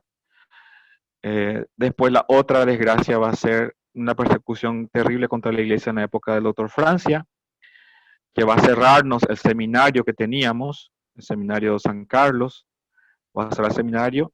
En 1824 va a suprimir a todas las órdenes religiosas, va a confinar al obispo, va a decir que está loco y le va a confinar y entonces no vamos a tener ordenaciones. Además, Paraguay siempre sufrió la falta de obispos y por mucho tiempo nos faltaron sacerdotes también. Pero para venir más cercano nomás, y es donde a mí me hizo pensar muchísimo. Después de que murió el doctor Francia, el doctor Carlos Antonio López abre el seminario, restablece las relaciones con la iglesia. Vamos a tener los dos primeros obispos paraguayos y vamos a tener el primer clero que va a llegar a completar más o menos, según Margarita Durán, hasta 110 sacerdotes teníamos en 1865 antes de la guerra. Después de la guerra, de los 110 sacerdotes que teníamos para todo el Paraguay, nos vamos a quedar con 31. De los 31, según las crónicas, solo nos quedan 17, porque el resto está o lisiado o enfermo. Imagínense cómo sostener el Paraguay con 17 pobres sacerdotes para una población que había sido cerca de 1.000.000 a ser casi 300.000, en su mayoría mujeres y niños y lisiados. Entonces queda un Paraguay abandonado. Los heroicos que se animaron a venir en suma pobreza fueron los vicentinos y las hijas de la caridad de San Vicente de Paúl. Va a ser la primera congregación que va a venir a Paraguay para intentar formar el primer seminario y van a formar un seminario, de ahí va a salir Monseñor Aponte, va a ser el siguiente obispo paraguayo que vamos a tener. Entonces imagínense cómo se atiende pastoralmente el Paraguay. De hecho ya los obispos, en cartas que yo encontré de las visitas a los obispos, imagínense, llegamos a tener, dije yo, 34 años seguidos sin obispo en Paraguay. Si no hay obispo no hay confirmación, no hay sacerdote, no hay nada. Si no hay obispo no hay nada. Ese fue el periodo más largo que tuvimos entre finales del 1600 y finales y principios del 1700. Terrible. Y después hubo un periodo largo también de 22 años consecutivos sin obispo en Paraguay. O sea, no hay ordenaciones, no tenemos seminario. Lo que se ordena tiene que ir a Córdoba a estudiar. Era todo muy difícil, era muy cuesta arriba. Entonces, el Paraguay ya independiente y sobre todo después de la guerra, va a comenzar también la iglesia a comenzar desde abajo.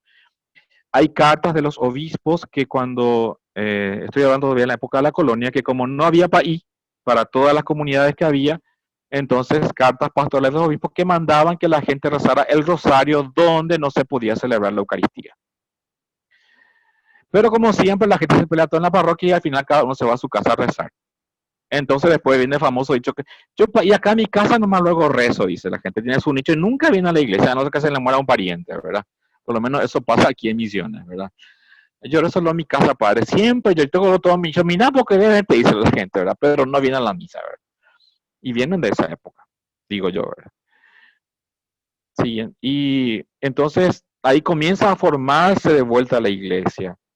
Y vienen los sacerdotes, vienen los franciscanos, vienen los jesuitas, vienen los salesianos, que van a los oblatos, a meterse al Chaco, van a intentar formar el seminario diocesano en una extrema pobreza, donde es ahora el Museo Monseñor Bogarín, ese fue el seminario.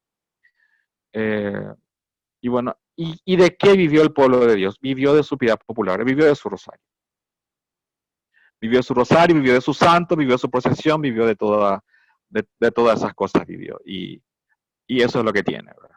Y entonces de eso vive todavía. Por eso a la gente, por ejemplo, acá en el monasterio podemos tener novenas de misas o trío de misas. La gente no viene y sabe que hay misa. Hace su novena en su casa porque su mamá le dijo que esa es su última voluntad, que se le haga la novena rosario, ¿verdad? Y se hace la novena rosario. Pero originalmente era novena de misas en las reducciones, hasta que se fueron al país. El otro tema famoso, el vaso de agua. Eso debatimos en la comisión de liturgia de dónde venía el vaso de agua, que se coloca abajo del difunto. Lo que pasa es que en cada familia, cuando había todavía país en las reducciones, tenían la gente agua bendita en su casa. Y cuando se moría a alguien, la gente echaba el agua bendita encima del difunto y rezaba. Tenía siempre a mano el agua bendita. Y los que venían rezaban con el agua bendita y les aspergían. De hecho, en la liturgia del responso, ustedes se acordarán que cuando llevan a su difunto, el diácono, el país o el laico encargado del responso tiene que echar agua bendita encima del cajón. Entonces, cuando desaparecieron los país, se acabó el agua bendita. Entonces quedó el agua. Y como se olvidó la tradición, se quedó el agua debajo del cajón. Pero en realidad era el agua bendita con que se rezaba y que se colocaba cerca del cajón para rezar por el difunto. De ahí viene, que es símbolo del bautismo, por dar un datito. Bueno, dejo espacio para las preguntas si no se durmieron todos por ahí. No, padre, no, súper interesante. Aquí te voy a comenzar a leer las preguntas. Dale. Te preguntan sobre el famoso San la Muerte. Hay un oratorio en la ciudad de Itá, es religiosidad popular, ¿verdad? Porque no existe un santo que la haya Y vamos, canonizado. no existe San la Muerte. Eso es un culto a la muerte, al diablo, al mal. O sea, no, ese santo no existe. No es de devoción católica. Es justamente tipo los infiltrados de la oscuridad, más o menos, que difunden. Y hay mucha gente que tienen estos, estos amuletos y que no son de la iglesia de ninguna manera. No le damos culto a la muerte nosotros, le damos culto a la vida. Siguiente pregunta. ¿Nos puede explicar lo que dice el directorio de la piedad popular? Algunos peligros que puede desviar la piedad popular, dice. Bueno, yo diría, a partir de lo que ya expuse, la piedad popular, cuando es piedad popular, eh, no hay posibilidad de desvíos. ¿Por qué? Porque derivan de la liturgia, se inspiran en la liturgia. Ahora la religiosidad popular sí puede desviarse, ¿verdad? ¿Y qué diría yo? Y bueno, habría que aterrizar bien el documento, o sea, no, qué sé yo, por ejemplo, lo que suele pasar aquí en Santa María, hay tres grupos el día del 8 de septiembre, como dijo una vez, bueno, y yo soy acá Santa María, no sé qué, no sé cuánto, me saluda, pero no te suelo ver la iglesia, le dije al Señor. Ah, así compa, y cada el 8 está yo, me dice. Cada el 8 le dije, yo pues a domingo, cuente con la misa, le digo yo a la gente.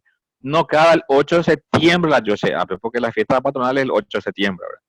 Entonces, cada 8 de septiembre viene él, y hay tres grupos. El grupo de la madrugada, que viene temprano, se gana quien llega primero, y impresionante. Ellos están en silencio delante de la imagen de la Virgen. Hasta que llega la serenata y hay un estruendo de bomba y todas esas cosas. Después está el otro grupo, el grupo católico, el que viene para la procesión y la misa. Y está el grupo de promeseros que viene para la procesión y no se queda en la misa. Porque quieren alzar esa imagen, como me recuerdo muchachos, como están todos los tupados yara en todas partes, ¿verdad? Entonces los que son los tupados yara también hay, ¿verdad? Entonces los que llevan la imagen. Entonces viene un muchachito jovencito, se ve que es del campo y me dice, y me dice, decirle un poco a ese señor que me deje llevar la imagen de la Virgen, dice, porque quiero pagar mi pecado, me dice, ¿verdad? Para pagar tu pecado tendrás que confesarte, no llevar el alma de la Virgen, ¿verdad? Entonces yo le dije, bueno, eh, le voy a decir al Señor, pero tenés que hacer esto, le decía yo, ¿verdad? Pero vamos a hacer las dos cosas, vos vas a llevarle la carga de la Virgen, porque hacer algo pesado es como pagar su pecado, ¿verdad? Y después venir, vamos a hacer una buena confesión para entregarle tu pecado a Dios, le dije yo, ¿verdad? Y bueno, así nos entendimos un poquito, ¿verdad? O gente que viene al domingo de Ramos y viene solo para bendecir sus ramos para cuando hay mucha tormenta, porque acá en Misiones hay historia de tornados también. Entonces viene solo la bendición del ramo y no se queda en la misa. Ahí es donde puede haber desvío entre piedad popular y liturgia, en ese sentido. Los ramos se bendicen para aclamar al Señor, no se bendicen para que no nos caiga el rayo encima de la cabeza. Padre, la siguiente pregunta dice, ¿de dónde viene la famosa frase pa imagen? Y no sé, motivo popular diría yo, porque no sé de dónde viene esa frase. Ok, siguiente pregunta. ¿Qué expresiones de la piedad popular son únicamente paraguayos? Eh, la verdad que, por ejemplo, una cosa que sí diría que es única es nuestra Semana Santa. No hay en Brasil, no hay en Argentina, no hay en Bolivia, no hay en ninguna parte de América Latina que tengamos una Semana Santa como la tenemos nosotros. Y viene de las reducciones. Eh, excepto algunas cosas como la que vimos de Limpio, que tiene, por ejemplo, el Cristo articulado, el descendimiento, esas son cosas que vienen de Europa. Pero de todo, un elemento típico es la chipa. Y si me dan tiempo les explico un poquito. La chipa es una mezcla de un alimento que ya existía entre los guaraníes. Es como un pan de maíz. El maíz es de América Latina, el maíz no vino de Europa. Pero de Europa vino el chancho, la gallina, la vaca, etcétera. Entonces se mezclaron elementos europeos con elementos indígenas. El almidón tampoco había en Europa, la mandioca no había en Europa, en África del Norte creo que sí.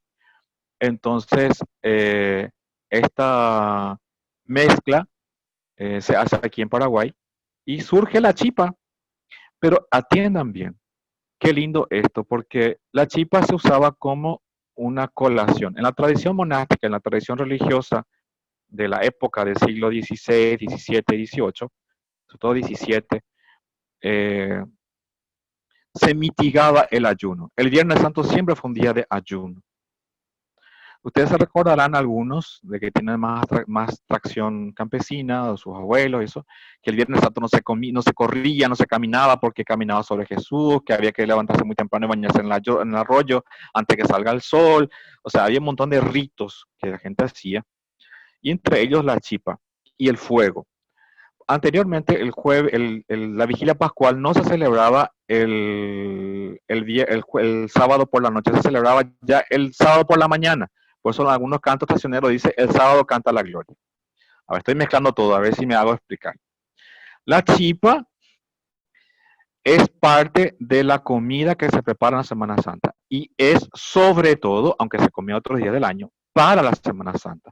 Por eso me parece un crimen de lesa humanidad, como una vez el ministerio quiso tener clase los miércoles, el miércoles santo, que era el miércoles, es día de hacer chipa. A veces nosotros cuando no teníamos coche, teníamos misa crismal, era un drama terrible porque nadie nos llevaba a la catedral, nadie, porque era el día de su chipa y su chipa era más sagrado que todo lo demás. El día que se encuentra la familia, el abuelo, el hijo, la hija, la cuñada, la nuera, la que toda, hasta el bebé ya andaba haciendo su lopi chiquitito ahí. Porque eso va a ser el alimento del ayuno. La colación es para mitigar el ayuno. Es un pan ácimo, es un pan sin levadura. La chipa es un pan sin levadura. Es un pan sin levadura. Entonces, y además es un pan de comunión porque la gente se reúne en familia para hacer la chipa o se reúne con el vecino. Si ustedes leen el relato de que se lee la noche de Jueves Santo del Éxodo, dice que se reúnan en las familias para el cordero. y hacen el cordero. Y igual las familias, si son 3, 4 y hacer un tatacuá para, no, mejor juntamos 2, 3, 4 vecinos y hacemos un tatacuá grande, una familia que siempre acoge y se hace tatacuá. Entonces, ese jueves se hacía toda la comida que se podía hacer. Se comía como Dios manda, ¿verdad? Y la noche del jueves santo venían desde no solamente en la reducción, sino de todas las compañías de la reducción, venían hasta el pueblo. Si ustedes ven, las reducciones jesuíticas tienen unos 3,5 metros de largo, tienen los corredores y todas las casas eran así. ¿Por qué? Porque para las grandes fiestas venían los parientes que estaban en la campaña a la ciudad. Y el viernes santo traían la chipa. El jueves santo era la última hora que se cocinaba y se apagaba el fuego para nunca más volver a encender, hasta que el sábado después de la misa de gloria, cuando se bendecía el fuego para el Ciro Pascual, entonces de vuelta, bendecido el fuego nuevo, en la familia de vuelta había el fuego para la cocción. Y la chipa, la gente, como no se pierde la chipa, traía en su canastito y venía desde la campaña hasta el pueblo, y si tenía demasiado hambre, comía un poquitito para mitigar el ayuno. Es lo que se llama la tradición monástica del ayuno, la colación, una pequeña cosa para mitigar el ayuno. Y con eso se ayunaba en las reducciones. Entonces, además, era un signo delante de la pasión del Señor. Primero, compartir, estar juntos, unidos, servirnos unos a los otros, y además, si vos tenías algún problema con algún vecino, algún familiar, era un gesto de reconciliación delante del misterio de la cruz, que vos le mandes a través de una criatura tu chipa a tu vecino o la persona con la que tenías alguna falla. Es como un signo de reconciliación, un gesto de reconciliación. La chipa es un gesto de reconciliación. Entonces, si la persona recibía, ya tenía la señal de que nos estamos perdonando, estamos en un proceso de reconciliación, porque Areteguazú la Viernes Santo como para vivir en rencor. Entonces, la chipa era un vehículo de comunión. O sea, y esto solo en Paraguay se vive. Por dar un ejemplo de la piedad popular y de cómo el alimento, que además es un alimento sin levadura, igual que la Eucaristía, aunque no se compara, eh, es como un símbolo popular de la Eucaristía donde todos podían comer de eso, ¿verdad? De la Eucaristía no todos comulgaban porque además en esa época se comulgaba con suerte solamente en Pascua o 4 veces al año a lo más. Bien. Quién sabe si nuestras abuelas nos estaban pidiendo perdón enviándonos chipa cada Semana Santa. Y sí. Aquí la siguiente pregunta dice, ¿la genuflexión frente a las imágenes está bien? Nada impide que se haga esto, porque las imágenes representan. Esto viene de una famosa crisis iconoclasta que es en el siglo del V al VII en la era cristiana, donde San Juan Damasceno, uno de los padres de la iglesia, uno de los últimos, va a zanjar esta cuestión y los concilios también de la iglesia, que va a afirmar que nosotros damos un culto a lo que representa, es decir, hace presente a la persona. Sabemos que no es la persona, pero lo hacemos delante de la persona. Incensamos, no solamente nos ponemos rodillas, el Santo Padre inciensa una imagen. ¿Verdad?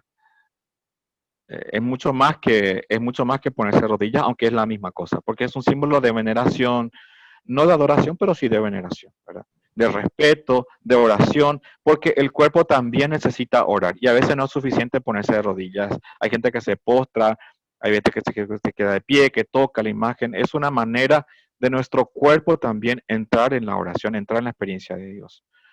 Entonces eso es lo que yo podría decir sobre ese tema. Eh, y una cosa más, lo que dice San Juan Damasceno es que la iglesia, los iconos y las imágenes hacen presente a la persona en sí. Me recuerdo una anécdota porque mi abuela tenía una imagen de los dolores que ahora tengo una herencia. Entonces, cuando se murió me dejó una herencia, pero antes no. Pero le pedí prestado una vez y me dice, ella jamás de pico sea putata, me dice. Porque para mi abuela, que estaba solita en la casa porque los hijos salían a trabajar, cuando volvían, ella estaba sola mucho tiempo en el día. Entonces, para ella, la imagen no era siempre una imagen de palo, es la presencia real de María que la acompañaba en el día. Amá de pico esa putata, me dice. Y enseguida tuve que devolverle la imagen. Entiendo, ¿sí? padre. Y en algún momento nosotros no tendríamos que intervenir haciendo una especie de catequesis. Por ejemplo, si ahí está el Santísimo y está la imagen al lado y hay fieles que se acercan más a la imagen que al Santísimo, ¿en qué momento nosotros, digamos, nos toca enseñar un poco o simplemente dejamos que viva su fe, como decís, según él le venga? Bueno, eh, en esto el Papa Francisco en la Evangelii Gaudium, cuando habla de la piedad popular, él habla concretamente de que tenemos que respetar y acompañar. También el documento Aparecida dice que la piedad popular es un punto de partida, no un punto de llegada. Es un punto de partida. Nuestro papel tiene que ser acompañar, no andar a ser de maestros de la ley. Entonces, porque no sabemos lo que la gente está viviendo. No sabemos lo que en el corazón de la gente hay. De repente, qué sé yo, a lo mejor sabe que es santísimo, pero de repente lo que en ese momento le da es rezarle a la Virgen. Y entonces va a preferir la imagen de la Virgen al Santísimo Sacramento. Mucha gente que está en pecado mortal o en pecado grave y sabe que está en pecado grave, no se acerca a los sacramentos, pero la Virgen sí se acerca. ¿Cuánta gente en cualquier tipo de condición se acerca a la Virgen de Cadacupé, en, en el santuario de Luque también tendrá usted la experiencia, o sea, de toda clase de gente, porque la Virgen aguanta todo, porque la imagen materna nos es mucho más cercana. Imagínense, crecimos sin padre desde la reducción, desde la colonización, porque el papá español dejaba a la indígena con un montón de hijos y se mandaba a mudar, cuando la época de las residentas, otra vez, las tropas de ocupación brasileñas argentinas ayudaron a repoblar el país, pero ¿quién se quedó a cuidar y a formar el paraguayo? Fueron las mujeres. Entonces nuestra imagen más cercana, más acogedora va a ser siempre María, y por eso los dos grandes días del año en el Paraguay son el 15 de mayo y el 8 de diciembre. O sea, son los dos días máximos en Paraguay. Y eso basta ver un mal cancionero paraguayo, cuántas canciones hay para la madre y cuántas hay para el padre. Ahí ya tenemos resultados sociológicos de nuestra situación psicológica, por así decirlo, ¿verdad? Y psicológica espiritual también. Y en siguiente pregunta dice, ¿la religiosidad popular también hay en Europa? Sí hay. La religiosidad popular hay en todas las religiones y en todas las regiones del mundo. Ahora, son diferentes según las culturas y las religiones de cada sector del planeta. Siguiente pregunta dice, usted mencionó que la piedad popular tiene signos, símbolos, gestos. ¿Podría dar algunos ejemplos de los mismos? Bueno, yo dije que la liturgia se compone de signos, símbolos, palabras y gestos. La liturgia. La religiosidad popular, o sea, la piedad popular, perdón, como es una imitación, una aproximación, está inspirada en la liturgia, entonces tiene también esos signos, símbolos, gestos. Por ejemplo, en la liturgia tenemos una procesión de entrada. Cuando el ministro, el sacerdote presidente o el obispo, con todo su acólito, incienso, cruz, entra en procesión en la misa. Eso, que se hacía así, terminó haciéndose en la calle también después. La fiesta de Corpus Christi viene del siglo XII. Y lo que se hacía, no había hasta ese momento, hasta el siglo XII, no había procesiones de corpus. A partir del siglo XII comienzan en algunas diócesis una, una, una, una manifestación de fe pública de la presencia real de Jesús en el Santísimo Sacramento, en una época de crisis en la iglesia en el siglo XII. Y la procesión litúrgica más antigua va a ser la del Domingo de Ramos. Es una de todas las procesiones que tenemos, es la que tiene fundamento bíblico. Porque el día del Domingo de Ramos, exactamente eso es lo que hacemos. Eso que dice el Papa Benedicto en el Verbum Domini, dice lo que la palabra dice, lo que hace lo que dice. La palabra es performativa. Entonces, inspirados en la palabra, recreamos en nosotros, y esto ya desde el siglo IV, el año 300, tenemos testimonios escritos de que en Tierra Santa los cristianos se reunían en el Monte de los Olivos y de ahí hacían la procesión hasta la entrada de Jerusalén en los santos lugares. Y eso hasta ahora en la iglesia se sigue haciendo. Gracias, padre. Siguiente pregunta. Tañanandú, ¿qué es lo que se vive ahí? Y Tañanandú, vamos a decir que está inspirado en la piedad popular. La intención de Koki era justamente rescatar estos elementos de la piedad popular y promoverlos. O sea, es como un laboratorio, es como un conservatorio que quiere ser como un lugar donde se conserva en medio de una secularización, es decir, nos estamos mundanizando, perdiendo nuestros valores religiosos, pero forma parte de una piedad popular, donde están mezclados el arte, eh, los cantos también de los estacioneros, eso es como una síntesis de piedad popular, pero propiamente no es liturgia, ahí no se hace la celebración de la pasión, se hace una procesión y una contemplación, entonces es propiamente piedad popular porque además no tiene ningún elemento no cristiano, todos sus elementos son catoliquísimos, pero como le digo, no es liturgia, es piedad popular estrictamente. Últimas tres preguntas, padre. Muchas gracias por todo. A ver, ¿por qué el rosario de los 9 días por los difuntos? O sea, la novena. ¿De dónde viene eso? Eso estaba yo pensando, la verdad que no sabemos de dónde viene, pero las novenas siempre existieron en la iglesia. Ahora, como todo está corta, entonces tenemos triduos, triduo de misa, ¿verdad? Tipo, la novia se despide en el atrio de la iglesia, ¿verdad? Entonces, yo estaba pensando, 9 es 3 por 3 por 3, o sea, 3 por 3, 9. Y 3 es el símbolo de la Trinidad. El Padre, el Hijo y el Espíritu Santo 3 veces. 3 veces, 3 por 3, 9. O sea, sería como mi razonamiento de la parte simbólico-numérica que existe en la liturgia. Eso es lo que yo más pensaría. En vez de hacer un trido, hacemos 3 veces en nombre de la Trinidad, por el trido de la Trinidad se hacen estos elementos. Ok, siguiente pregunta. Si el Curuzú Cadete pertenece a la religiosidad popular, entonces sería incorrecta tener fe de alcanzar milagros por su intercesión.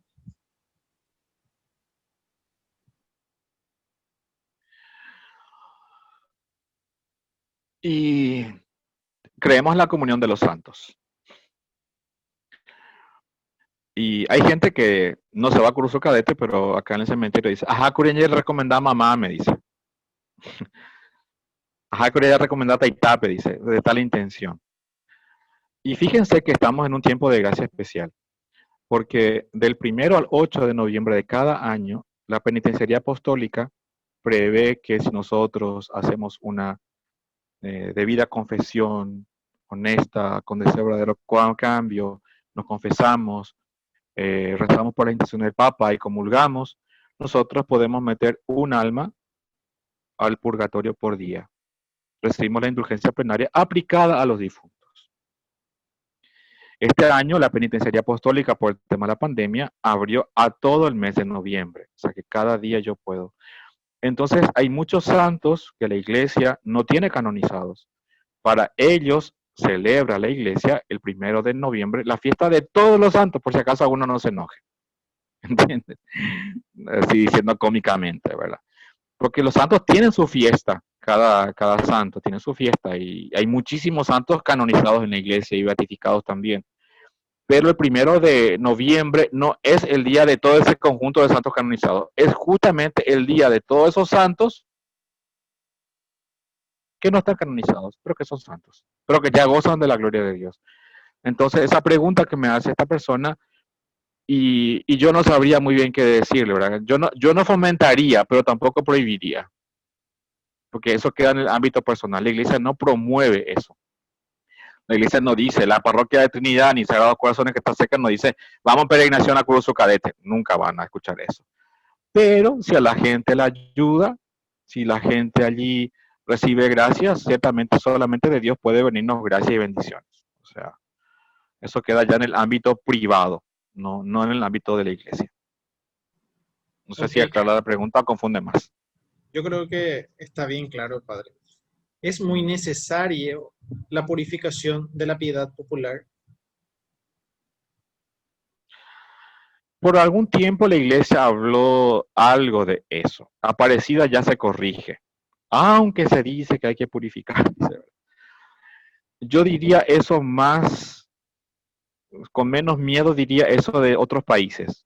En Paraguay creo, por eso comencé hablando, que en Paraguay no tenemos demasiada migración, no tuvimos nunca.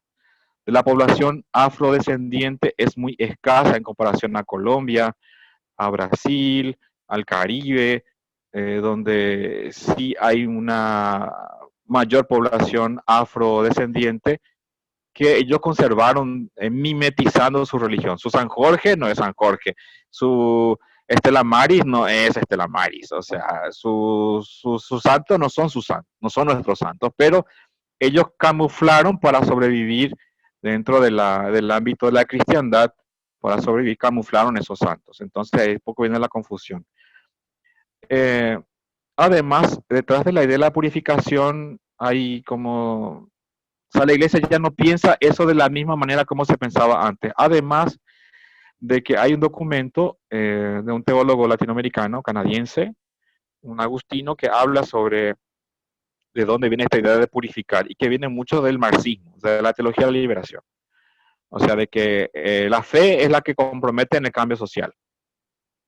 Entonces, si tu religiosidad popular no te compromete al cambio social, entonces no sirve para nada y eso es una basura y hay que tirar y hay que quemar todas las imágenes y si ustedes se fijan, como consecuencia de esa corriente teológica, nuestras iglesias se han quedado muy empobrecidas. O sea, no es igual el santuario del Luque que una capilla que hace poco se construye que tiene el mínimo de santos ahí. Casi, casi ya parece iglesia protestante. Pero no, esto es pobre protestante y como decía así la gente, ¿verdad?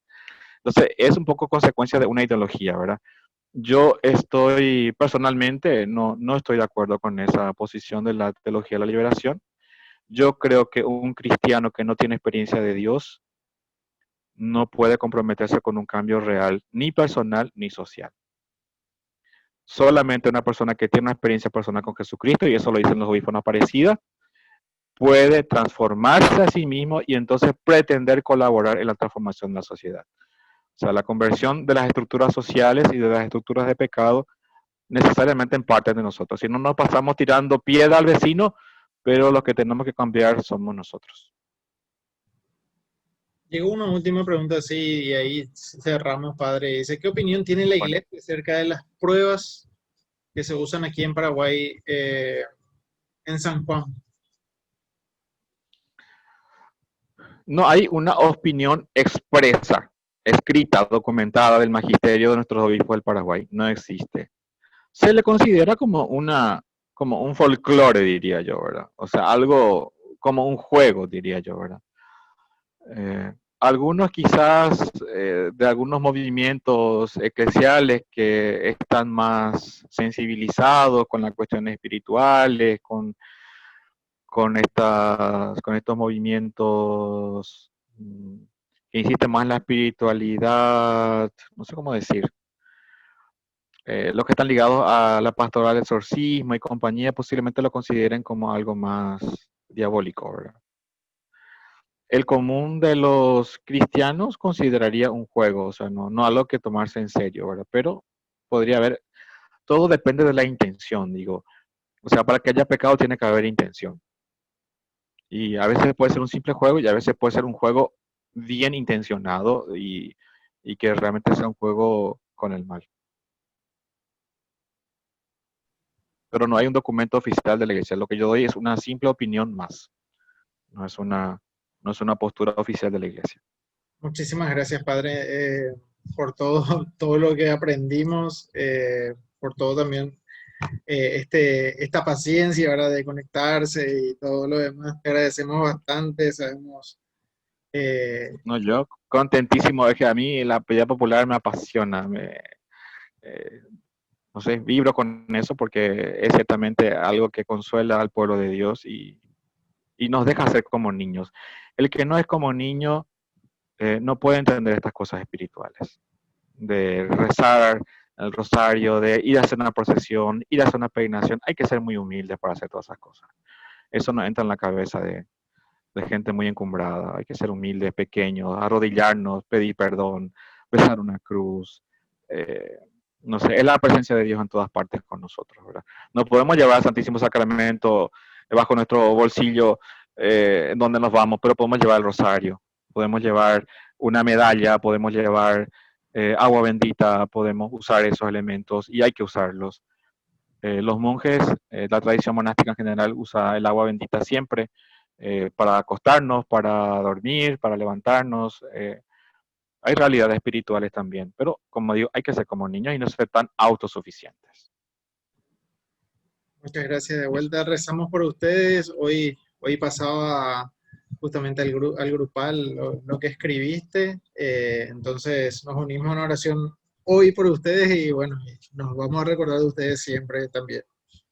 Y Somos queremos, casi, sí, para que sepan nomás, somos en Paraguay yo creo unos 130 monjes y monjas que doblan las rodillas y ustedes ni se enteraron. Y no tienen por qué enterarse. Pero la mayoría son mujeres, que son, siempre nos ganan las mujeres en generosidad, parece, en la vida contemplativa. Y los varones tenemos unos 30 por ahí, varones de 3 monasterios masculinos. Y unas 100 mujeres que y, están y ya que entregando su vida. estamos entre todos esos 30 no necesariamente todos son sacerdotes, ¿verdad? No, No. no necesariamente. No es, el sacerdocio en la vida monástica es un ministerio en función de la comunidad. Nosotros no nos formamos para ser párrocos, para pastorear, es función de la comunidad y la vida monástica es consagrar nuestra vida a Dios. Entonces, yo soy sacerdote, pero yo te diría que, y esto es algo muy personal, ¿verdad? Que puedo compartir como monje. Yo estaba muy contento como María que estaba a los pies de Jesús, hasta que me hicieron sacerdote. Y me costó un tiempo.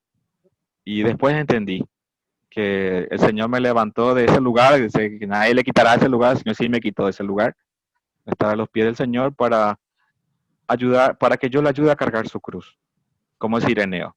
Dice que el Ireneo fue forzado, dicen los sinópticos, dice, y yo también me sentí así como llamado con fuerza por el Señor para ayudarle a cargar su cruz a través del ministerio del sacerdocio. Bueno, rezamos por el apostolado de ustedes y Padre, que necesitamos una oración, perdón, una bendición final de usted y así cerramos entonces el encuentro de hoy. Bueno, eh, el Señor esté con ustedes. Por las oraciones de San José, de nuestros hermanos San Roque González y la Beata María Felicia de Jesús Sacramentado, de nuestra Madre Santísima, la siempre Virgen María, y los méritos de Jesucristo el Señor, descienda con toda clase de dones espirituales, la bendición de Dios Todopoderoso, del Padre, del Hijo y del Espíritu Santo. Amén. Buenas noches y como dice el Papa, recen también por mí.